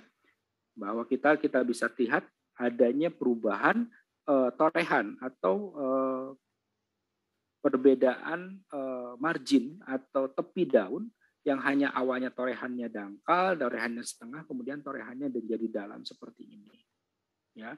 Nah, kalau ini kemudian torehnya sangat dalam, hilang ini bagian daging daunnya, ini bisa menjadi satu daun tersendiri, ya. Menjadi satu daun tersendiri. Bisa jadi ini jadi daun majemuk. Gitu. Itu sedikit hipotesis. Dan kita bisa temukan keanekaragaman bentuk daun ini, ya. Jadi kalau belajar tentang keanekaragaman spesies yang menunjukkan juga karakter dari satu famili, kita bisa temukan pada kelompok Solanaceae, ya. Jadi kelompok cabai, terong, ya, itu biasanya menunjukkan karakter yang bervariasi dari daunnya, terutama pada torehannya, gitu, seperti itu, ya. Nah, daun juga bisa termodifikasi Bapak Ibu, ya. Nah, saya katakan tadi untuk kelompok Cactaceae, famili dari kaktus-kaktusan, daunnya itu termodifikasi menjadi duri seperti ini. Ya. Nah, kalau seperti ini saya tunjukkan A dan B di sini mana modifikasi daun menjadi duri. Yang A atau B, Bapak Ibu? Ini ada dua ranting ya yang menunjukkan di sini ada duri sama ini duri. Nah, kira-kira dari A dan B ini mana duri mana yang merupakan modifikasi dari daun? Silakan. Yang B ya, jelas. Yang B. Kenapa? Karena ini posisinya harusnya daun. Di sini keluar tunas aksilar. Kalau ini daun masih ada, tapi berarti ini adalah modifikasi dari cabang. Ya, gitu. Nah, ini harus juga bisa dibedakan. Nah, kemudian juga daun bisa termodifikasi menjadi alat perlindungan untuk bunga majemuk. Ya, ketika dia menjadi alat perlindungan bunga majemuk disebut dengan spata. Nah, ini kita bisa temukan pada Amorphopalus, ya, bunga bangkai Amorphopalus dari kelompok talas-talasan, ya. Itu yang warna merah marunnya ini adalah daun yang termodifikasi disebut dengan spata, ya. Kemudian juga pada beberapa daun juga bisa termodifikasi menjadi sulur. Tidak hanya batang yang bisa termodifikasi menjadi sulur. Misalkan pada Pisum sativum, ya, ini ujung dari daun majemuknya berubah menjadi sulur. Atau dulu misalkan pernah praktikum menggunakan Gloriosa superba atau kembang sungsang, ujung daunnya itu termodifikasi menjadi alat panjat atau sulur. Ya. Nah, Bapak Ibu, ini bagian apa yang warna merah? Ini bagian bunga atau daun? Daun. Daun. Ini adalah daun, ya. Ini sama juga. Ini daun yang pada kembang kertas, kemudian ini tanaman euphorbia atau kestuba, ya. Ini yang warna merah yang mencoloknya ini sebetulnya dia adalah bagian daun. Disebut dengan braktea, daun pelindung untuk bunga tunggal, ya. Karena satu daun dia melindungi satu bunga. Ini kok dibeda-beda ya, seperti dari sononya Bapak Gembongnya sudah membedakan seperti itu. Ya, jadi kalau satu daun melindungi banyak bunga disebut dengan spata. Kalau satu daun melindungi satu bunga itu disebut dengan braktea. Ya, itu. Nah, ini bunganya, ini daunnya. Nah, ini bunganya, ini daunnya. Nah, kebetulan untuk pada ini unik, dia bunganya itu tidak memiliki perhiasan. Ya, Kastuba itu dia tidak memiliki perhiasan, tersebut juga dengan bunga telanjang karena mahkota dan kelopaknya dia tidak punya, jadi langsung ke alat reproduktifnya. Ya. Nah, ini juga unik nih, Bapak Ibu, kalau di sekitar sekolah atau sekitar rumah ada tanaman akasia, ya, atau kasia, akasia beda lagi, itu dari familinya beda lagi. Akasia, kalau pada tanaman akasia itu daun yang kita lihat pada tanaman dewasa sebetulnya itu adalah daun yang termodifikasi, dia bukan daun asli. Dia adalah tangkai daun yang termodifikasi menjadi buah, jadi daun ini. Ya. Jadi sebetulnya daunnya seperti ini, Bapak Ibu. Jadi ini kita bisa temukan ketika pada saat kecambah, tingginya masih 60 cm, kita masih bisa temukan daun seperti ini. Tapi seiring tumbuhan akasia ini dewasa, maka daunnya tereduksi, helai daunnya tereduksi, dan tangkai daunnya memipih. Ya. Tangkai daunnya atau petiolusnya memipih seperti ini disebut dengan phyllodyum. Phyllodyum. Ya, betul. Nah, ini juga ada modifikasi pada daun, ya, di mana ujung daunnya termodifikasi menjadi fly trap, ada juga yang termodifikasi menjadi kantung ascidium, ya, seperti ini. Sama-sama ini tumbuhan karnivora. Kalau di sini ada yang ikut dari Sumatera, terutama Medan, daerah Padang. Itu banyak sekali tanaman-tanaman liar buat daerah-daerah Sumatera seperti itu. Kantung semar, Pak. Betul, kantung semar. Ada yang menjadikan kantung semar ini sebagai tanaman hias di rumah? Ada, ya. Nah, hati-hati kalau menjadikan ini sebagai tanaman hias, jangan dipelihara sampai dewasa, Bapak Ibu. Ya, kenapa? Bukan maksudnya ini akan jadi makan manusia, ya, karena dia kecilnya makan hewan, besarnya jadi makan manusia, bukan. Tapi Nepenthes ini ketika dia sudah menjadi dewasa, tanamannya sudah besar, dia tidak akan lagi membentuk kantung ini, Bu. Gitu. Gitu. Jadi nggak ada lucu-lucunya. Ya, kalau udah gede nggak ada lucu-lucunya. Kecilnya lucu, dia membentuk kantung seperti ini. Tapi kalau sudah tinggi, ya itu dia tidak akan lagi membentuk ini. Karena hubungannya dengan metabolismenya, dia sudah tidak lagi membentuk kan asupan protein dari luar untuk pertumbuhannya. Seperti itu. Ya, dia sudah kalau sudah dewasa tidak terbentuk lagi. Ya. Jadi kalau sudah gede, udah lepasin aja. Cari lagi Nepenthes yang baru ya gitu untuk dipelihara. Nah, kemudian juga ini umbi lapis ya, umbi lapis. Nah, ini umbi lapis ini atau kita sebut juga dengan bulbus, ini modifikasi dari daun. Ya, berarti cadangan makanannya disimpan dalam apa Bapak Ibu? Masih ingat umbi lapis itu? Pada pelepah ya. Jadi pelepah daunnya itu menyimpan cadangan makanan, membentuk umbi, makanya disebut dengan umbi lapis seperti ini. Ya, jadi kalau kita lihat ini satu set ini, satu lingkaran ini saya coba tunjukkan. Nah, ini dia satu daun, satu pelepah yang sama. Dia kan ke atas nanti. Nah, ke atas itu daunnya yang ke atasnya. Ini adalah pelepahnya. Kalau ini adalah satu daun, berarti di sini akan muncul tunas aksilar. Nah, ini tunasnya. Ya, ini tunas aksilarnya. Gitu. Makanya mana batangnya? Batangnya ini yang bentuknya plat, makanya disebut dengan batang plat atau batang papan. Khusus pada kelompok bawang-bawangan ya, lilium ya, itu biasanya terbentuk batang papan seperti ini. Gitu. Jadi batangnya kecil sekali, batang papan dalam bentuk plat ya, paling hanya 1 mili lah ya, seperti itu. Kemudian dia nanti akan si umbinya si pelepahnya akan menyimpan cadangan makanan sehingga menggembung seperti ini. Jadi kalau kita hitung ini ada berapa daun? 1, 2, 3, 4, 5, 6, 7, 8, 9. Ada 9 daun. Ya, ada 9 daun, ada 9 pelepah daun. Nah, ini sedikit berbeda dengan bawang putih. Kalau bawang putih satu siungnya dia satu pelepah. Ya, tidak berlapis-lapis gitu. Satu siungnya satu pelepah. Kalau umbi lapis pada bawang merah, satu siungnya itu banyak sekali banyak sekali pelepahnya. Oke, akar ya ini kalau kita lihat fungsi akar itu untuk melekatkan, untuk menegakkan batang, mengangkut air. Dan saya kira Bapak Ibu sudah sangat paham sifat dari akar itu geotrofi positif ya. Saya ingin mengecek saja ketika tanaman itu kita miringkan posisinya, maka tumbuhan akar itu akan tumbuh ke bawah. Dia tahu arah gravitasi kemana. Organ apa Bapak Ibu yang menunjukkan arah dari pertumbuhan akar itu? Atau bagian apa dari jaringan akar pada organ akar, jaringan apa yang memberitahu bahwa posisi gravitasi bumi sudah berubah. Artinya kalau dimiringkan maka dia akan bergerak ke arah gravitasi. Tudung akar. Gimana Bu?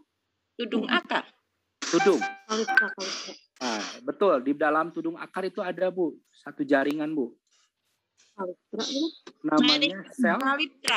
Bukan. Bukan. Jadi di bawah tudung akar itu adalah bagian apex, bagian meristem akar ya. Nah di antara meristem akar itu ada satu sel yang disebut dengan sel statolit Bu. Fungsinya hampir sama dengan statolit yang ada di sistem indera manusia pada pendengaran untuk keseimbangan. Gitu. Jadi itu ada satu sel di mana dia sitoplasmanya cukup banyak, kemudian ada sejenis zat orgastrik ya, atau zat ergastrik atau kristal ergastrik yang gitu yang dia sangat terpengaruh oleh gravitasi. Jadi kalau posisi akarnya dimiringkan, maka nanti dia akan bergerak ke bawah untuk memberitahu bahwa posisi gravitasi berubah. Bapak Ibu bisa membayangkan misalkan sel statolit itu seperti kita balon ya. Di dalam balon yang kita tiup, di dalamnya kita isi kita masukkan satu kelereng. Jadi kalau balonnya kita miringkan, maka si kelereng itu kan akan bergerak ke bawah menuju ke arah gravitasi. Gitu. Kalau kita putar lagi ya si kelereng itu akan bergerak lagi. Nah, itu yang menunjukkan arah gravitasi. Ya. Nah, itu Bapak Ibu. Kemudian kita lanjut. Nah, ini bagian-bagian dari akar. Akar itu terdiri dari akar utama, akar lateral, ada leher akar. Nah, ini yang kadang luput dari perhatian, bahwa akar itu punya leher akar. Apa sih fungsi dari leher akar ini? Bapak Ibu tahu kan bahwa di dalam anatomi tumbuhan batang dan anatomi anatomi batang dan anatomi akar itu sedikit berbeda, terutama pada berkas pengangkut. Ya, kalau pada batang secara anatomi tipenya itu kan kolateral tertutup, ya. Atau posisi untuk yang ini terutama untuk dikotil ya. Posisi silem itu ada di dalam, posisi floem ada di luar. Gitu kan? Jadi silemnya di dalam, floemnya di luar ya. Ini pada bagian batang. Tapi ketika kita lihat anatomi akar, silem dan floem itu jadi berdampingan. Ya. Silem itu tidak di dalam posisinya ketika di akar, tapi berdampingan. Gitu. Jadi si floemnya berubah menjadi itu, berdampingan. Nah, di mana perubahan itu terjadi? Di mana struktur itu berubah? Berubahnya di sini di leher akar. Karena kita mau tidak mau ini silem itu harus menjadi satu saluran, dari sini ke atas itu harus satu saluran. Jadi tidak ada sprik atau tidak ada semacam patahan gitu, nggak boleh. Ini harus jadi saluran yang utuh. Nah, perputarannya terjadi di leher akar. Ya. Pak Billy, maaf dipotong sebentar, waktu boleh. kurang lebih 11 menit ke depan. Oke, saya lanjut ya lebih ini. Oke, Nah, ini saya ingin sedikit mengajak Bapak Ibu berpikir bahwasanya bunga itu sangat banyak ya. Kita tahu ini adalah bagian dari keindahan di dunia. Sesuatu yang indah itu ditunjukkan dengan keindahan bunga ya gitu. Dan ini dalam surat Ar-Rahman juga jelas bahwa ketika kita melihat satu keindahan ini adalah satu nikmat yang tidak akan tergantikan seperti itu ya. Nah, kemudian bunga, nah ini macam-macam bunga. Nah, ini bagian bunga. Jadi pada prinsipnya Bapak Ibu, bunga itu terdiri dari dasar bunga, kelopak, mahkota, kepala sari atau ada benang sari yang terdiri dari kepala sari dan benang tangkai sari filamen. Ini putik ya. Putik itu ada bakal buah, ada tangkai putik dan ini. Oke. Ini ketika bunga itu bagian mahkota dan kelopaknya bisa dibedakan, ini disebut dengan bunga perigonium, periantium. Nah, ada juga kita bisa temukan bunga yang tidak bisa dibedakan mana kelopaknya, mana mahkotanya. Seperti ini, kita bisa temukan pada bunga tulip dan juga bunga bakung. Ya, bunga bakung, bunga tulip dia nggak punya kelopak, Bapak Ibu. Ya, nah ini disebut dengan bunga perigonium. Jadi ketika tidak bisa dibedakan perhiasannya, maka disebut dengan bunga perigonium. Ya, oke, ini macam-macam dari perbungaan. Nah, ini yang ingin saya jelaskan sedikit ya tentang macam-macam dari bunga. Nah ini Bapak Ibu, ini bunga matahari, Helianthus annus. Dia bukan bunga tunggal, dia bunga majemuk. Karena satu bunganya itu satu gini. Nah, ini kalau kita potong dari pinggir seperti ini Bapak Ibu. Jadi ini bunga yang tersusun dari banyak bunga. Nah, ini bunganya. Ada dua jenis bunga, ada bunga pita, ada bunga tabung. Kalau bunga tabung dia tidak punya perhiasan. Kalau bunga pita dia tidak punya alat kelamin, tapi hanya punya perhiasan saja. Nah, satu bunga tabung ini akan berubah menjadi satu buah. Buahnya apa? Kuaci. Gitu. Ya. Gitu. Jadi bunga matahari kelompok Astraceae itu sebenarnya bunganya bunga majemuk. Ya. Jadi hati-hati, kemarin ada guru yang memberikan proyek untuk mengidentifikasi bunga. Ya, diambil contohnya ini bunga matahari atau bunga dari Astraceae. Disebutkan ini kelopaknya, ini benang sari, ini putik. Salah. Ini sebetulnya bunga yang banyak. Gitu. Jadi ini tidak baik untuk dijadikan contoh untuk mengidentifikasi organ reproduksi pada tumbuhan. Yang lebih enak tuh pada bunga sepatu untuk reproduksi. Ya. Itu. Nah ini bunga, ini bunga kelompok Ficus tadi ya. Ini buah tin ini. Buah tin itu seperti ini. Tadi buah beringin juga sama seperti ini. Buahnya ada di dalam ini. Ini sebetulnya adalah bunga, kumpulan dari bunga. Ya, ini adalah dasar bunga bersama, bunganya kecil-kecil, buahnya nanti dalam bentuk biji saja. Gitu. Ya, makanya kita tidak bisa temukan bunganya karena bunganya ada di dalam tersembunyi. Ya, untuk kelompok Ficus. Nah, ini kebetulan Ficus carica atau buah tin. Nah, Buah, Bapak Ibu, ini saya coba ingin bertanya, buah itu punya peranannya apa ya Bapak Ibu untuk tumbuhan itu sendiri? Apa fungsi buah buat tumbuhan itu? Penyimpan cadangan makanan. Ya, tapi apakah makanannya itu kemungkinan bisa digunakan lagi oleh tumbuhan? Kalau menghasilkan biji, akan menghasilkan kalau biji. digunakan secara langsung tidak, tetapi dalamnya ada biji yang nanti digunakan sebagai alat reproduksi. Betul. Tapi buah itu tidak. Kalau misalkan kita menanam tanaman baru dari biji tanpa buah bisa kan sebetulnya? Bisa. Jadi sebetulnya tidak ada impact langsung atau tidak ada fungsi peranan langsung yang mempengaruhi tumbuhan itu. Ini sudah jadi ya ini sudah jadi embrio baru, Bu. Perkembangannya kan sudah ada di di bunga. Ya, reproduksi itu di bunga. Ini individu baru. Calon individu baru, embrio janin lah ini sebetulnya, ya. Tak daging buahnya buat apa? Kalau kita tanamkan, nah betul, ya buahnya itu kita makan, gitu, ya. Maaf sedikit saya mengambil satu renungan bahwa dalam surat Abasa ayat 24 sampai 32 dikatakan di sini, terutama pada ayat 32. Ya, semua buah-buahan ini, anggur, sayuran, zaitun, kurma, ya, dan buah-buahan untuk kesenanganmu dan untuk binatang-binatang ternak. Itu. Jadi di sini ada konsep timbal balik, ya. Tumbuhan itu menyiapkan daging buah untuk siapa? Untuk hewan, untuk manusia. Karena kebutuhan itu mau tidak mau, akhirnya manusia pun memberikan timbal balik kebaikan apa? Ditanamlah. Gitu. Kalau tumbuhan itu nggak punya kebaikan pada manusia, nggak mungkin dia akan dibantu penyebarannya. Ya, dia nggak akan mungkin ditanam. Gitu. Jadi di sini ada konsep timbal balik.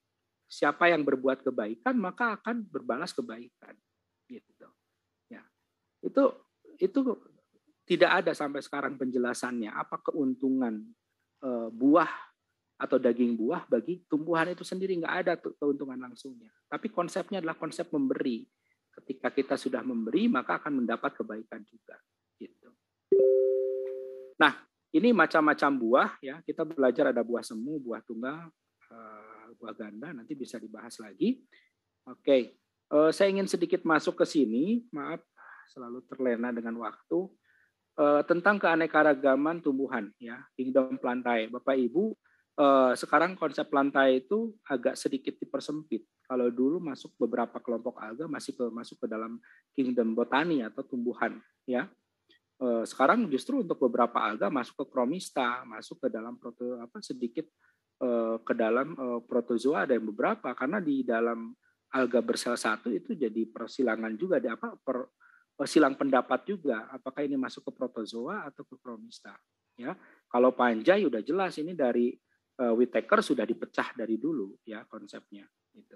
Nah, ciri umum dari kingdom plantae itu bersifat uniseluler, multiseluler. Kalau saya sih ambil bahwa tumbuhan itu dia harus eukariotik, kemudian dia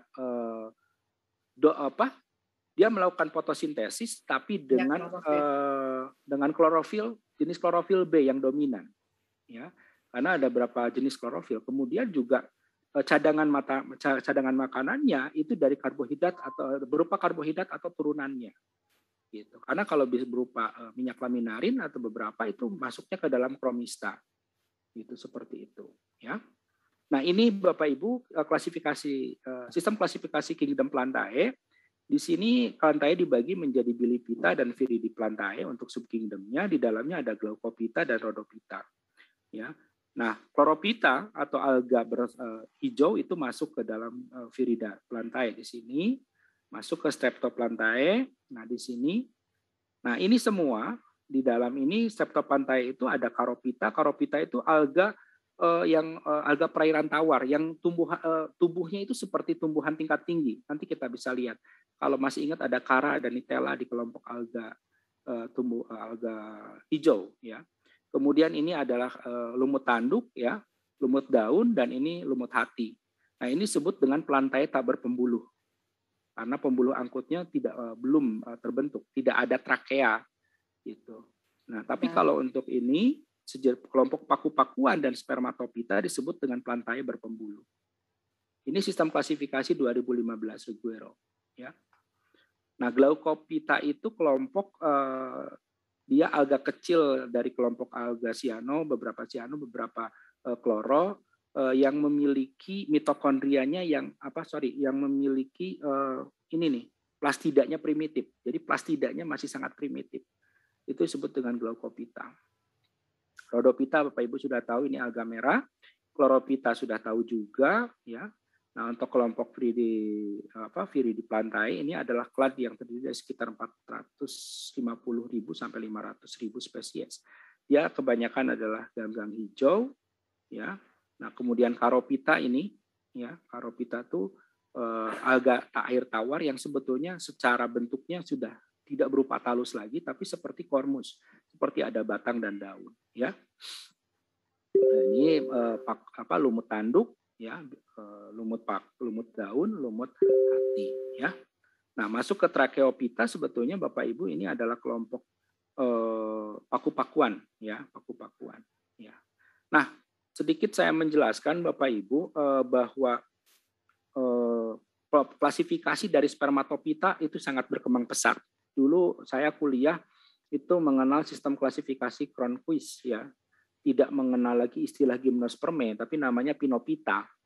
Itu. Tapi ternyata banyak berubah lagi sekarang menjadi Gymnospermae lagi dalam sistem klasifikasi APG atau Agnes Phylogeny Group. Gitu, ya. Nah, dalam Gymnospermae ini sebetulnya ya ini bagaimana Gymnospermae ini atau tumbuhan tingkat tinggi itu dihipotesiskan dia merupakan evolusi dari sejenis paku-pakuan yang berbiji. Ya. Ini hanya berupa fosil. Ini sedikit mengaitkan bahwa tumbuhan tingkat tinggi atau spermatopita itu merupakan evolusi dari sejenis paku-pakuan yang berbiji. Kenapa? Karena di dalam Gymnospermae Bapak Ibu masih memiliki sifat paku ya. Pada kelompok Cichadaceae atau Cichas rumpi atau pakis haji itu daun mudanya menggulung itu. Nah, itu menunjukkan masih karakter dari paku-pakuan. Ya. Nah, kemudian tumbuhan itu berevolusi ke darat itu setidaknya ada 3 hal yang harus dimiliki. Ya, harus memiliki xilem atau berupa tracheid, ya, adanya epidermis dengan cuticula stomata untuk mengurangi kekurangan air dan adanya spora tetrad sebagai bentuk perlindungan terhadap lingkungan yang ekstrim. Kalau dulu sistemnya, kalau di tanaman yang masih primitif atau yang di air, dia gametnya itu bisa berenang. Tapi kalau hidup di darat, maka sporanya itu harus kuat terhadap perubahan iklim. Itu maka dibentuk kalau spora tetrad yang kemudian juga nanti akan membantu pertahanan agar tetap embrio gamet itu tetap terjaga. Nah, ini prinsip ketika tumbuhan berevolusi ke darat. Itu. Nah, Gymnospermae saya kira perubahannya tidak banyak. Nah, ini yang ingin saya jelaskan Bapak Ibu di Angiospermae. Bapak Ibu dulu mengenal Angiospermae itu ada dikotil monokotil ya. Nah, ternyata Bapak Ibu sekarang itu istilahnya bukan monokotil dikotil. Ada monokotil, ada eudikot atau dikotil sebenarnya. Mohon boleh minta izin barangkali 2 menit atau 3 menit Bu Tuti ya sedikit satu konsep lagi ya. Nah, kenapa ada istilah eudikot atau dikotil sebenarnya? Karena ada kelompok dikotil yang ternyata dia belum memiliki atau belum syaratnya penuh sebagai dikotil. Ya, disebut dengan basal family dan magnolit kompleks. Ya, apa itu basal family? Jadi sebetulnya ini ketika ditemukan ada sekitar 3%, ya Bapak Ibu, 3% tumbuhan dari anggota. Nah ini ada 3% dari anggota kelompok Angiosperm atau Angiospermae yang kemudian dia tidak layak masuk ke dalam kelompok dikotil. Karena apa? Karena perkembangan atau strukturnya itu belum sempurna mengalami evolusi hidup di darat. Gitu. Nah itu disebut dengan basal family. Ada sekitar 3% anggota dari seluruh anggota Angiosperm. Nah kemudian dimasukkan dalam famili basal, di dalamnya ada Amboreales, ada Nymphaeales, dan Astrobiales. Ya. Ganda magnolit kompleks. Nah, seperti apa ini uniknya pada kelompok ini? Nah, Amborales itu kenapa dia dikatakan tidak layak menjadi tumbuhan yang mampu berevolusi secara penuh atau belum selesai evolusinya? Karena dia tidak memiliki silem. Dia tidak memiliki silem, pembuluh angkutnya itu sangat-sangat sederhana, jadi belum membentuk tracheid sama sekali. Ya, itu tanamannya hanya satu, Amborella trichopoda. Itu ada di Cladonia Baru, itu di daerah Hawaii ke daerah bawah sekali, itu pulau terpencil di situ. Ada satu tanaman yang ternyata dia tidak memiliki berkas pengangkut, gitu. Nah, kemudian kita juga bisa temukan atau pada kelompok Nymphaceae atau bunga teratai. Teratai itu alat transportasinya, silemnya itu tidak berkembang, Bapak Ibu. Ya, kenapa tidak berkembang? Toh dia hidup di air. Gitu. Jadi betul-betul bisa secara jaringan toselnya juga bisa melakukan perpindahan air secara langsung, tidak perlu berkas pembuluh. Nah, kelompok-kelompok ini yang akhirnya kemudian disebut menjadi basal family atau kelompok atau taksa yang masih primitif pada kelompok Angiosperm. Nah, itu mungkin terakhir, mungkin saya selalu menyampaikan Bapak Ibu ketika menyampaikan keanekaragaman tumbuhan, jangan dibebani dengan menghafal tanaman yang mereka nggak tahu. Tolong mereka bebani atau mereka kasih proyek untuk mengenali lingkungannya. Dan senantiasa beritahu atau eksplor apa manfaatnya. Karena senantiasa kita akan mengenal seseorang, kita akan mengenal satu spesies kalau kita tahu manfaatnya. Ya, kalau kita punya kepentingan dengan seseorang, Bapak Ibu kenalan dengan orang baru, kenalan dengan teman baru, kita berpikir, oh kita butuh dia nih. Suatu saat kita pengen minta bantuan, suatu saat kita karena dia punya kemampuan, kita pengen belajar sesuatu dari dia, kita pasti ingat terus namanya. Tapi kalau kita nggak merasa penting dengan ketemu orang itu, atau nggak punya harapan untuk memanfaatkan sesuatu dari teman atau kita minta bantuan pada teman, kita pasti lupa namanya. Jadi tolong untuk senantiasa memberikan pengalaman belajar dengan memberikan manfaat. Apa sih manfaat spesies ini? Apa memberi manfaat? Apa manfaat dari tumbuhan ini? Itu saja mungkin. Selebihnya kita lakukan diskusi. Hatur nuhun. Sekian saya serahkan ke moderator. Mangga Bu Tuti. Ya, baik. Terima kasih banyak Pak Billy sudah memaparkan materinya yang luar biasa ya, pencerahan mungkin bagi kami guru-guru di madrasah atau ya baik guru MTS ataupun MA ya, luar biasa sekali mengingatkan kita kembali agar mengajarkan yang tepat, tadi banyak pencerahannya. Baik Pak Billy, karena kita terbatas dengan waktu, sekarang kita lanjutkan saja dengan tanya jawab. Ini sudah ada beberapa pertanyaan di fitur chat yang sudah saya rangkum. Pertanyaan pertama ini dari Ibu Neneng Eliati nih. Sudah mencantumkan nama sekolahnya. Kata Bu Neneng, materi keanekaragaman hayati tumbuhan itu kan sangat banyak. Dan indikator pembelajaran juga diminta identifikasi dan ciri-ciri tumbuhan. Belum lagi nama-nama ilmiahnya yang banyak. Kira-kira metode pembelajaran apa sih Pak yang efektif untuk menjelaskan hal tersebut? Nah, barusan di akhir pembelajaran kan sudah dibahas sama Bapak sekilas bahwa agar kita memberikan metode pembelajaran dengan memberikan manfaatnya kepada siswa. Bisa juga melalui pembelajaran berbasis proyek ya Pak, seperti yang Bapak katakan barusan. Kemudian anak jangan terlalu dibebani, kata Bapak barusan ya, jangan terlalu dibebani dengan nama-nama Latin yang banyak.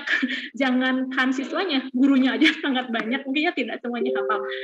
Itu mungkin pertanyaan pertama Pak Billy, barangkali ada yang mau ditambahkan. Tadi sebenarnya sudah dibahas sama Bapak, barangkali ada tambahan lagi. Oke, mungkin sedikit saya tambahkan Bapak Ibu. Saya beberapa tahun lalu membuat satu proyek dengan salah satu guru di Sukabumi, bagaimana membelajarkan keanekaragaman ini, kemudian juga kita bisa mampu mengembangkan keterampilan literasi digital gitu. Jadi kita memberikan proyek pada siswa untuk melakukan identifikasi Jadi kita memberikan pengalaman pada mereka untuk menjadi seorang peneliti taksonomi. Ya, caranya apa? Bagaimana? Si siswa itu dikasih proyek oleh kita, ambil satu tanaman, tidak boleh sama di sekolahnya. Kemudian kamu lakukan identifikasi. Emang mudah melakukan identifikasi, sangat sulit sebetulnya kalau kita mengacu pada cara klasifikasi yang dulu ya, menggunakan literatur dan sebagainya gitu. Tapi sekarang ada teknologi untuk bisa melakukan identifikasi.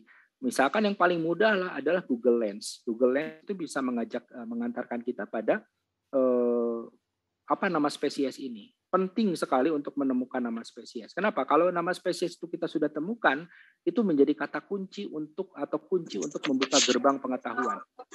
Gitu.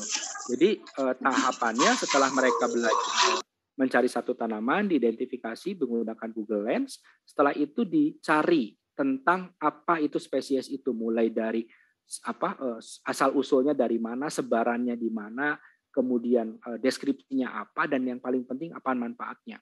Gitu. Nah, mereka kan mau tidak mau akhirnya melakukan literasi digital. Mereka belajar mencari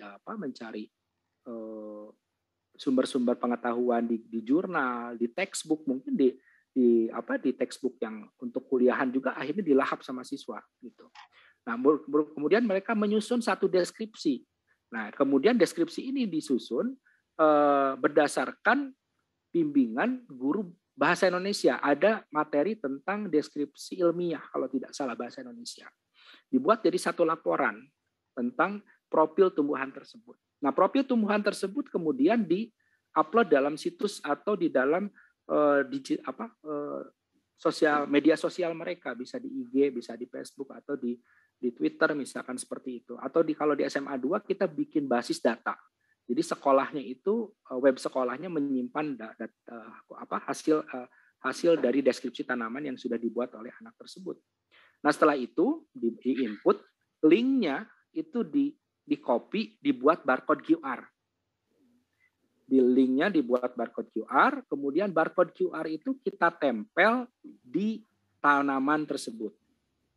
Jadi kayak ada label. Jadi nanti mereka menghasilkan satu deskripsi. Mereka belajar tentang klasifikasi, mereka belajar deskripsi, mereka belajar juga tentang manfaat gitu. Nanti kalau ketemu ini tanaman ini hasil saya, ini identifikasinya, karakterisasinya ini hasil saya.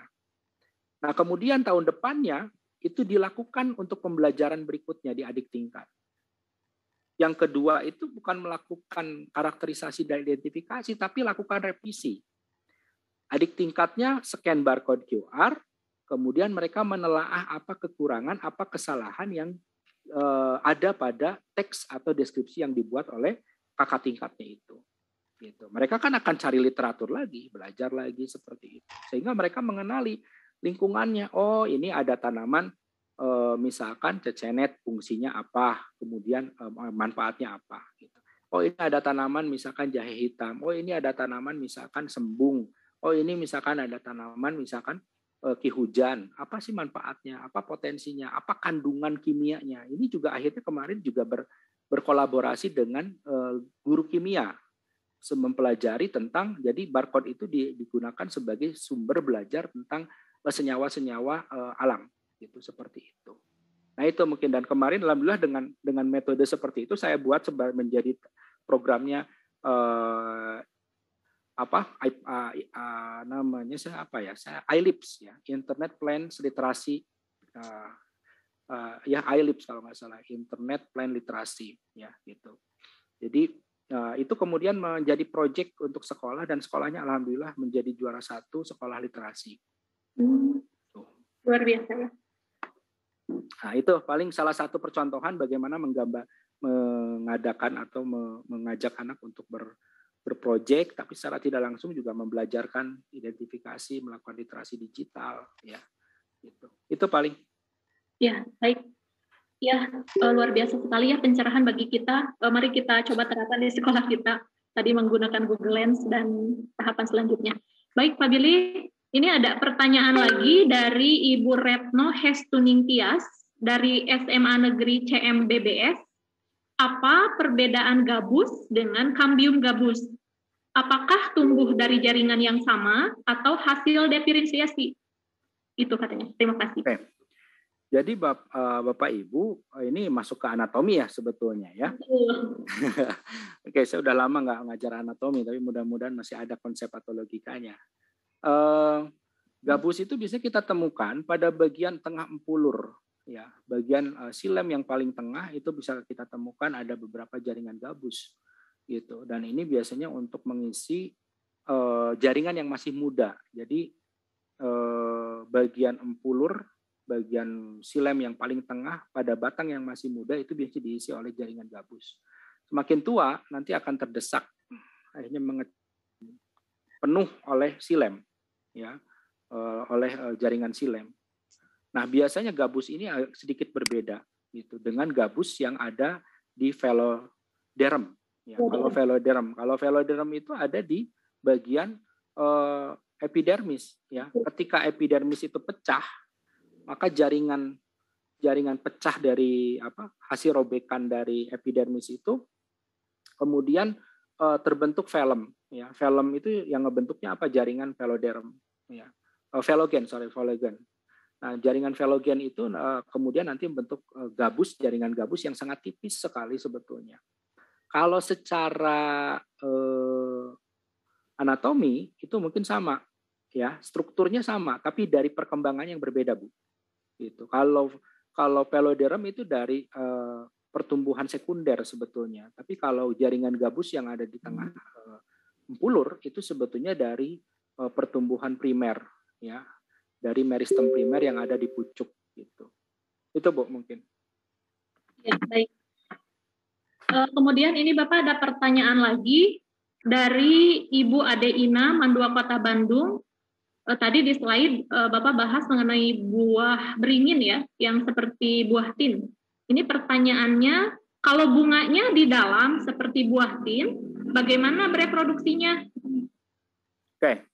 Jadi karena strukturnya sangat sederhana, nyaris tidak ada perhiasan bunga dari buah tindo atau dari ficus itu, reproduksinya dia dengan sendirinya juga. Jadi sangat mudah Bu, karena berdempet itu, jadi bagian si anter atau benang sarinya itu berdekatan bahkan nempel lagi dengan putik-putik yang lainnya gitu. Ini jadi tidak perlu bantuan yang lain untuk terbentuknya buah gitu. Karena sangat padat sekali gitu, seperti itu. Dan itu reproduksinya sangat mudah, artinya ketika digoyangkan pun si bagian serbuk sari itu sangat mudah sekali untuk rontok. Dan biasanya terinduksi. Kalau dari sekian banyak ribu bunga yang ada di dalam itu terjadi sukses fertilisasi, biasanya terinduksi tetap jadi satu. Keseluruhan bunga itu akan berkembang menjadi buah. Gitu. Tapi selama ini juga saya kan di belakang rumah juga nanam beberapa jenis buah tin.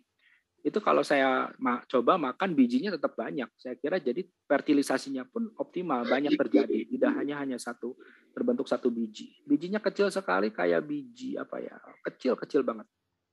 Kayak biji terong, tapi yang paling kecil kayak biji lenca. Gitu. Sangat-sangat kecil banyak. Itu paling. Ya, baik. Seperti itu ya Bu Ina dari Mandua. Ini Bapak ada pertanyaan selanjutnya dari Ibu Yayah Zakia. Kalau guru SD dulu menjelaskan bahwa di batang itu kan terdapat lubang yang disebut dengan lentisel. Nah, ini pertanyaannya, apakah pada batang juga terdapat stomata seperti pada daun, dan klorofil yang ada pada batang itu apakah dapat melakukan fotosintesis? Itu pertanyaan. Oke.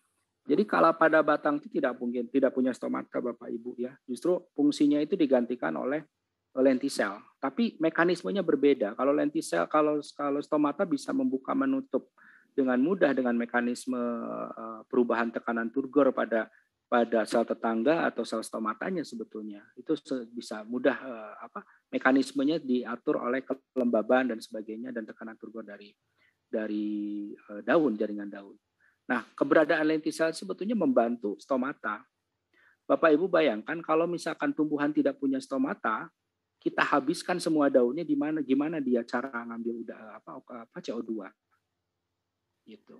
Makanya digantikan oleh lentisel. Tapi lentisel bukan organ atau sel yang fungsinya sebagai alat pernapasan utama, bukan. Gitu. Tetap utamanya itu ada di stomata. Ya. Nah di batang itu seringkali pada batang yang muda kita temukan warnanya hijau. Jelas warna hijau itu dikarenakan dia memiliki klorofil. Apakah bisa berfotosintesis? Bisa. Semua organ tumbuhan yang berwarna hijau bisa berfotosintesis, Bu. Gitu, ya. Hanya saja itu bukan organ atau bukan daerah yang melakukan fotosintesis secara optimal, gitu. Nah, ketika dia sudah dewasa, biasanya batang itu kan pecah, Bu. Kenapa pecah? Karena tergeser atau terhimpit oleh pertumbuhan sekunder. Batang itu kan mengalami pertumbuhan sekunder, silem phloemnya bertambah jumlahnya di dalam. Nah, sehingga ini mendesak bagian epidermis yang tadinya berwarna hijau, itu pecah sel-selnya, Bu. Sehingga akhirnya berubah menjadi coklat. Ya, kita temukan ada beberapa tumbuhan, batang pucuknya itu warnanya hijau. Tapi kalau batang yang sudah tuanya coklat, kehitaman. Kenapa? Karena si selnya, epidermisnya sudah rusak. Ya, kita tidak bisa temukan lagi klorofil di situ. Nah, itu paling penjelasannya. Ya, baik. Terima kasih, Bapak. Ini masih banyak, Pak, pertanyaannya. Masih ada nih dari Ibu Nani Roswina. Tadi di sistem klasifikasi APG bahwa angiosperma itu ada monokot dan eudikot ya, Pak, ya? Nah, ini ada pertanyaan untuk tanaman pepaya nih, termasuk monodikot atau dikotil, katanya gitu. Ini pertanyaan. Ya, jadi kelompok anggota dari monokotil itu tidak ada yang berubah, Bu. Ya, jadi kalau kita mengenal tanaman-tanaman monokotil yang dulu, klasifikasi yang dulu nggak ada perubahan monokotil itu, tetap di monokotil. Nah, sistem APG atau Angios Phylogeny Group sekarang itu sistem klasifikasi kontemporer yang hanya menghasilkan dikeluarkannya atau dipecatnya keluarga dikotil. Sebagian, hanya 3%. Jadi 3% dari anggota dikotil itu dikeluarkan tadi, Amborelaceae, kemudian Nymphaeaceae, ya, Magnolit itu dia kita katakan belum mengalami evolusi yang utuh sebagai angiosperm bahkan, ya, makanya dikeluarkan. Tapi beberapa karakter kalau kita kumulatifkan masih memiliki karakter dari dikotil, di mana keping bijinya 2. Hanya yang paling prinsip tadi seperti pembuluh angkutnya tidak berkembang, misalkan ya, kutikula tidak berkembang. Nah, itu akhirnya kita simpan menjadi karakter kelompok atau taksa yang paling primitif dari kelompok angiosperm. Makanya disebut dengan basal family. Nah, tadi dipertanyakan pepaya ya. Pepaya itu masih dalam kelompok eudikot ya. Dia masih ada di dalam dikotil sebenarnya atau dikotil yang sebenarnya itu di dalam taksa rosid di situ, karena nanti di dalam eudikot itu dibagi 2 klad besar, ada rosid, ada asterid gitu. Nah, itu nanti ada sedikit di situ berkembang di bawahnya. Kelompok-kelompok tanaman berbunga, bunga-bunga yang bagus biasanya di kelompok asterid, kalau bunganya yang sederhana itu ada di kelompok rosid. Itu paling. Ya, baik. Terima kasih. Bapak, ini masih ada pertanyaan dari Ibu Husnan dari MAN 1 mana nih? Katanya, Pak Billy, saya punya buah Markisa jumbo. Buahnya kok persis alat kelamin pria. Mengapa terjadi demikian? Mohon penjelasannya. Itu kalau tidak salah Markisa jumbo itu namanya Passiflora quadringularis. Ya. Dia Markisa itu biasanya pada kondisi tertentu memang si bagian buahnya itu kayak pepaya, kayak timun suri sebetulnya. Saya di rumah juga di belakang ada. Dan biasanya kenapa bisa terjadi perubahan yang agak unik ya, agak aneh. Nah, itu diakibatkan oleh penyakit, Ibu, ya, diakibatkan oleh penyakit sejenis kutu yang mengalami kerusakan pada bagian bakal buahnya. Jadi bakal buahnya tidak berkembang secara baik gitu. Ya, ada kutu kalau tidak salah juga plus sejenis penyakit virus kalau tidak salah. Karena kalau satu pohon sudah seperti itu biasanya tumbuhan yang lain terus akan menghasilkan bentuk yang anomali sebetulnya itu, ya. Jadi bagian tengahnya mengecil, bagian ujungnya membesar kayak barbel seperti itu, ya. Itu karena penyakit, Bu. Jadi kalau mungkin di treatment lah, bisa sebetulnya, ya. Ya baik, jadi karena penyakit ya Bu. Oke, ini Bapak masih ada pertanyaan dari Ibu Siti Nuraini. Katanya pada buah stroberi, pada bagian luarnya itu ada titik hitam. Nah, titik-titik hitam ini sebenarnya apa? Apakah biji, ataukah buah stroberi ini masuk ke dalam jenis buah majemuk? Begitu. Oke. Ibu, jadi buah stroberi itu masuk ke dalam jenis buah ganda. Jadi ada buah tunggal, ada buah ganda, buah majemuk. Kalau buah tunggal tuh buah yang terbentuk dari satu buah dengan satu bakal buah. Jadi putiknya cuma satu, bunga satu, putik satu jadi satu buah. Itu contoh pepaya, ya. Pepaya, jambu itu bunganya satu, di dalamnya ada satu putik, berkembang menjadi satu buah. Ada buah ganda, satu bunga dengan banyak putik membentuk satu buah. Ini contohnya stroberi. Stroberi itu dari kelompok Rosaceae, bunganya cuma satu. Ya, dia bunganya bunga tunggal, bukan bunga majemuk, bunganya bunga tunggal, tapi putiknya banyak. Nah, putiknya banyak. Sehingga ketika dia berkembang menjadi buah, yang bintik-bintik hitam itu adalah biji, Bu. Oh, biji. Biji. Di atas bintiknya itu ada kayak rambut satu helai. Itu namanya putik. Putik dari biji yang terbentuk itu. Dan yang kita makan itu sebetulnya bukan bagian buah. Yang kita makan stroberi itu bukan buah, karena buahnya terbentuk hanya jadi biji saja, tidak membentuk daging buah. Yang kita makan dari stroberi itu sebetulnya dasar bunga bersama, sama seperti buah tin. Ya. Jadi dasar bunga bersamanya membentuk berkembang menjadi daging buah. Gitu. Kalau buah majemuk contohnya nangka atau nanas. Jadi banyak bunga yang berkembang menjadi satu buah. Gitu. Ya, terima kasih Bu. Pertanyaannya ini sering membingungkan bagi anak-anak di sekolah kadang-kadang. Betul, betul Pak. Soalnya kalau anak-anak nanya pasti yang real yang mereka lihat. Yang gitu. mereka sering temukan. Iya Bapak, ini masih ada waktu dan masih ada pertanyaan ini dari Ibu Fitri Wahyuni, MA Pauzaniyah. Nih, katanya tadi saya baca ciri tumbuhan pada slide tumbuhan ada yang unisel dan ada yang multisel. Maaf, beri contoh tumbuhan yang unisel katanya Pak. Ya, tumbuhan yang unisel itu dari kelompok alga chlorophyta, Bu. Ya, jadi chlorophyta. Karena konsep tumbuhan itu tidak mesti jadi kormus atau dia punya akar batang daun, akar daun dan buah seperti itu. Ya, prinsipnya tadi dia klorofilnya klorofil B dominan, kemudian dia cadangan makanannya disimpan dalam bentuk karbohidrat atau turunannya, bisa berupa amilum, bisa berupa floridean atau apa gitu seperti itu. Ya. Jadi tidak mesti tumbuhan yang ada akar, batang, dan daunnya. Gitu. Atau itu masuknya kan ke dalam kelompok tumbuhan tak berpembuluh, ya, yang uniseluler itu. Itu Bu. Ya baik. Ini Bapak masih ada pertanyaan dari Ibu Endah. Izin bertanya, katanya bagaimana dengan buah jambu mete yang berair itu? Bagian apa namanya? Modifikasi dari buahkah? Oke, jambu mete itu unik ya. Yang kita makan itu sebetulnya adalah bagian tangkai bunga, Bu. Jadi kesannya, bijinya itu di luar, bukan di luar. Bijinya tetap di situ posisinya. Hanya cadangan makanannya tidak disimpan di dalam karpel atau di dalam bakal buah. Harusnya kan bakal buah itu menyelimuti biji. Kita tahu biji senantiasa ada di dalam, ditutupi oleh daging buah atau karpel.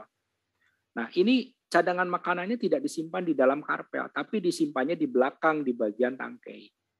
Jadi akhirnya biji tidak diselimuti oleh daging buah, hanya ditutupi oleh selaput. Selaputnya adalah perkembangan dari karpel. Gitu. Yang kita makan itu bukan bagian dagingnya, ya, itu bagian tangkai buah. Makanya kalau dimakan itu banyak seratnya, karena tangkai itu secara anatomi seratnya cukup tinggi tangkai itu, ya gitu. Dan ini ya untuk jambu mete atau jambu monyet ya, itu bukan kelompok jambu-jambuan ya Bapak Ibu ya. Itu bukan kelompok Myrtaceae, mereka bukan satu keluarga dengan jambu. Mereka satu keluarganya dengan mangga. Ada mangga, lupa lagi. Ya, itu satu keluarganya dengan mangga. Makanya cek lihat di pucuknya. Pucuknya itu kalau kita gosok atau kita pecah-pecah, wanginya sama kayak wangi pucuk mangga. Ya, itu kalau nama genusnya Anacardium. Bahkan familinya untuk kelompok mangga ikut ke dalam nama famili dari itu, Anacardiaceae untuk mangga tuh. Gitu, ya. Jadi jangan dibilang itu jambu ya. Hanya monyet yang menganggap itu jambu ya, makanya disebut jambu monyet ya, Ibu. Iya baik. Itu kelompok mangga sebetulnya. Oh iya. Ya, baik Bapak, ini masih ada waktunya, masih ada pertanyaan dari Ibu Reni Muniarsi. Nih, karena kan kalau di sekolah di beberapa buku memang masih diajarkan kingdom bahwa protista itu ada protista mirip hewan, ada protista mirip tumbuhan, ada protista mirip jamur, Pak. Itu. Ini ada pertanyaannya, apakah protista mirip tumbuhan itu termasuk ke dalam tumbuhan atau plante? Oke, untuk protista yang mirip dengan tumbuhan, sekarang itu sudah dipecah, Bu. Kebagian masuk ke dalam kromista, Bu. Iya. Masuk ke dalam kromista. Mungkin waktu itu yang menjelaskan Bu Sisti masuk ke kromista tuh. Betul. Kalau yang seperti hewannya masuk ke dalam protista. Nah, itu dilihat dari ininya apa? Tadi cadangan makanannya itu mereka melakukan fotosintesis, ada klorofil, ya, tapi jenis klorofilnya bukan klorofil B, itu klorofil A atau klorofil C yang lebih dominannya. Kemudian cadangan makanannya bukan dalam bentuk karbohidrat atau turunannya biasanya, itu masuk ke dalam kromista gitu. Jadi kelompok-kelompok protista seperti tumbuhan itu akhirnya bubar, Bu, taksa-taksa itu. Oke. Ya, bubar masuk dia ke dalam akhirnya ke plantae beberapa untuk kelompok kloropita ya. Ada yang akhirnya masuk ke dalam kromista tergantung dari cadangan makanannya tadi dan klorofil yang dominan yang mana. Gitu. Ya, baik. Terima kasih Bapak sudah mengingatkan kembali, karena memang ya betul, materinya sudah diberikan ketika membahas protis di webinar ini. Memang protista mirip tumbuhan itu udah termasuk ke kromista ya Pak sebagian. Baik Bapak, ini masih banyak sebenarnya pertanyaannya. Ini dari Ibu Fitri Wahyuni, mohon maaf salah, dari Ibu Lailatul Badriyah. Apakah semua tumbuhan itu punya buah? Apakah semua tumbuhan berbunga? Ini pertanyaan dari Ibu Lailatul Badriyah. Oke, tumbuhan itu prinsipnya kalau dia adalah anggota Angiospermae, pasti semua berbunga dan berbuah. Hanya kita tinggal tunggu masa, karena tumbuhan itu juga ada masa periode generatifnya atau masa perkembangan reproduksinya. Nah, untuk mencapai masa reproduktif itu yang berbeda-beda, Bapak Ibu. Ya, ketika tumbuhan itu, contoh dulu pada konsep pemanasan penyinaran. Ada long term, ada short term untuk lama penyinaran. Untuk beberapa tumbuhan yang cocok atau memang termasuk kategori penyinaran jangka panjang, ketika kita simpan atau kita pelihara di tempat yang panas atau penyinaran waktunya lebih dari 8 jam, maka dia akan menghasilkan bunga gitu. Makanya kan sekarang ada istilah tanamannya tanaman dataran tinggi atau tanaman dataran rendah, atau tanaman ini termasuk tanaman penyinaran full day ya, atau yang short day misalkan ya, short day plant misalkan ya. Seperti itu. Ini kita bisa buktikan misalkan Bapak Ibu kalau kita nanam kelompok ini. Apa sih namanya? Yang ada di Dieng tuh. Kentang. Ya, tanaman kentang Bapak Ibu, kalau ditanam di daerah dataran rendah itu akan menghasilkan buah, Bu, lebih dominan, dan umbi tidak akan terbentuk, karena lama dia sebenarnya tanaman daerah dataran rendah, penyinarannya jangka panjang. Tapi kalau kentang itu kita tanam di dataran tinggi, masuk ke fase reproduksifnya itu akan sulit karena penyinarannya kurang, sehingga cadangan makanan disimpan dalam bentuk umbi, gitu. Ya. Jadi semua tumbuhan itu saya simpulkan semua tumbuhan harusnya bisa berbunga, bisa berbuah, tergantung dari treatment, tergantung dari metabolismenya optimal atau tidak. Ketika dia mencapai masa fase metabolisme optimal, maka dia akan masuk ke fase reproduktif gitu, seperti itu. Ya, baik. Luar biasa ya ilmu hari ini. Bapak, ini masih ada waktu kurang lebih 3 menit. Ini ada pertanyaan dari Ibu Iis Sulistiawati, tapi terkait fisiologi nih. Izin bertanya, bagaimana kita dapat membedakan apakah suatu tumbuhan itu dominan menggunakan klorofil A, B, atau C? Oke, itu tergantung dari tergantung dari jenis gelombang sinarnya yang akan digunakan. Saya lupa ya, ada kan panjang gelombang setiap sinar itu berbeda, ya. Dan itu yang menangkapnya itu adalah jenis klorofil yang berbeda, Bapak Ibu. Ya, kan kalau ada fotosistem 1, fotosistem 2 itu kan panjang gelombangnya berbeda. Gitu. Nah, ada di luar fotosistem itu juga sinarnya masih bisa digunakan untuk beberapa jenis klorofil. Gitu. Jadi klorofil itu sudah menyesuaikan dengan panjang gelombang sinar. Gitu. Nanti bagaimana secara risetnya ya? Tadi tinggal kita treatment aja dengan beberapa panjang gelombang yang berbeda. Kalau saya lupa panjang gelombang ini untuk klorofil jenis apa gitu, saya lupa. Tapi ada itu, ada apa rujukannya atau literaturnya. Gitu. Itu paling. Baik, terima kasih Bapak. Ini satu pertanyaan lagi, masih ada 2 menit terkait gimnosperme. Kalau di SMA di sekolah nih, di buku-buku sekolah, kan sederhana sekali ya yang dituliskan di beberapa ya, saya tidak sebut semua, bahwa gimnosperme itu yang dibahas paling ginguase, gnetase, cikadase, pinase gitu ya. Kalau saya biasanya pakai jembatan keledainya Pak Haji Damar, Girang melihat pintu terbuka. Contohnya kalau ke anak-anak, Pakis Haji, Damar, Ginkgo biloba, melinjo, pinus, itu tumbuhan biji terbuka atau gimnosperme.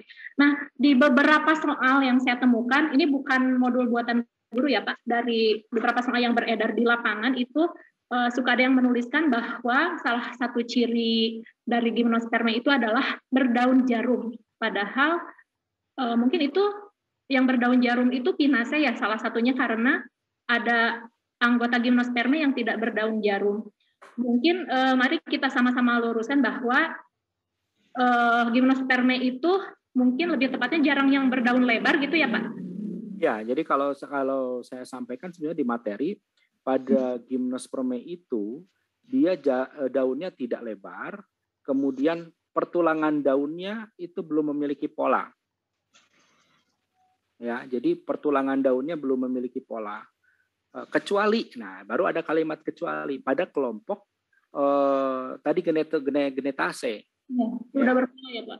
Betul, pada kelompok gnetase karena itu dianggap sebagai taksa dari gimnosperme yang paling modern, atau dia sudah mendekati ke angiosperm, ya, ke tumbuhan biji tertutup. Jadi mungkin hanya yang lebar itu hanya gnetase sama welwitziaceae. Nah, welwitziaceae itu sejenis tanaman gurun yang ada di Afrika Barat, ya, di situ. Itu juga sama daunnya lebar, gitu. Welwitziaceae. Ya, nanti bisa dicek lah. Sebenarnya banyak dibahas juga di on the spot ya, beberapa tanaman yang unik itu, salah satunya welwitziaceae itu. Oh gitu. Ya, baik Bapak. Luar biasa sekali ya Pak materi hari ini. Ini banyak komen di kolom chat, luar biasa pokoknya, banyak pencerahan buat kita. Tapi sayang sekali karena kita terbatas waktu. Ya, ini ada beberapa pertanyaan. Mohon maaf mungkin tidak bisa saya bacakan seluruhnya, tapi insya Allah sebagian besar sudah mewakili dan sudah dijawab dengan luar biasa oleh Pak Billy. Sangat menarik tadi ya katanya, kata Pak Billy hanya monyet yang mengatakan bahwa jambu mete itu adalah jambu. Itu pasti ke anak-anak sangat menarik ya Pak. Ya baik Bapak, karena waktu kita terbatas, sebelum nanti diakhiri, Bapak Ibu guru hebat di seluruh Indonesia, kita masih akan melakukan post-test. Ya, kepada panitia mohon bantuannya untuk segera men-share link post-test karena waktunya sudah masuk ke waktunya post-test. Ini sama saya di-share langsung ya, saya lupa tadi belum kirim. Saya kirim langsung, silahkan. Baik, ya Bapak Ibu guru hebat di seluruh Indonesia, tautan post-testnya sudah ada di kolom chat, silakan sudah mulai boleh dikerjakan. Waktunya 5 menit ya Bapak Ibu. Testan itu.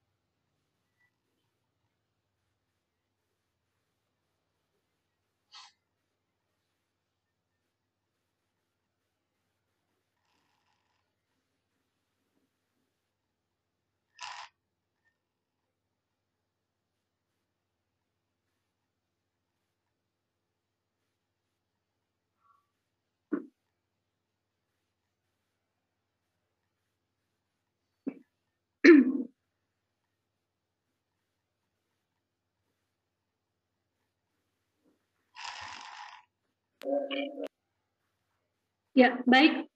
Bapak Ibu guru hebat di seluruh Nusantara, waktu post tesnya sudah habis. Ya, sebelum kita akhiri kegiatan webinar kita pada siang hari ini, silakan kepada Bapak pemateri kita, Bapak Biliardi, untuk memberikan closing statement untuk kita semua. Silakan Bapak. Oke, baik. Ini mungkin ada satu kalimat mungkin tadi juga sudah saya sampaikan di tengah-tengah materi ya, bahwa intinya dalam membelajarkan tentang keanekaragaman ini adalah materi yang sebetulnya nggak terlalu prinsipal sebetulnya, untuk tantangannya nggak terlalu banget, nggak terlalu gimana banget gitu dalam membelajarkan itu. Tapi tolong pahami bahwa belajar keanekaragaman itu justru akan memberikan manfaat yang sangat banyak pada siswa kita, gitu ya. Ajarkan siswa kita mengenal tumbuhan sekitarnya, ajarkan mereka manfaatnya, agar mereka dapat senantiasa mengenal dan mengingat tumbuhannya. Jadi tolong diajarkan cara mengenal dan cara mengingat manfaatnya, agar senantiasa selalu diingat gitu, seperti itu. Dan dari sana mudah-mudahan akan banyak peneliti-peneliti yang tertarik ya, calon-calon peneliti kecil, peneliti-peneliti muda. Oh, ternyata tumbuhan ini punya manfaat A, punya manfaat B. Beberapa bulan lalu kita mengenal ada anak siswa dari Kalimantan yang mengungkap fungsi dari kayu bajakah dari Kalimantan yang bisa mengobati kanker ya. Nah, itu saya kira kita tidak perlu banyak mengeksplor potensi luar. di sekitar kita banyak hal yang bisa dioptimalkan. Itu saja mungkin. Baik, Bapak, luar biasa.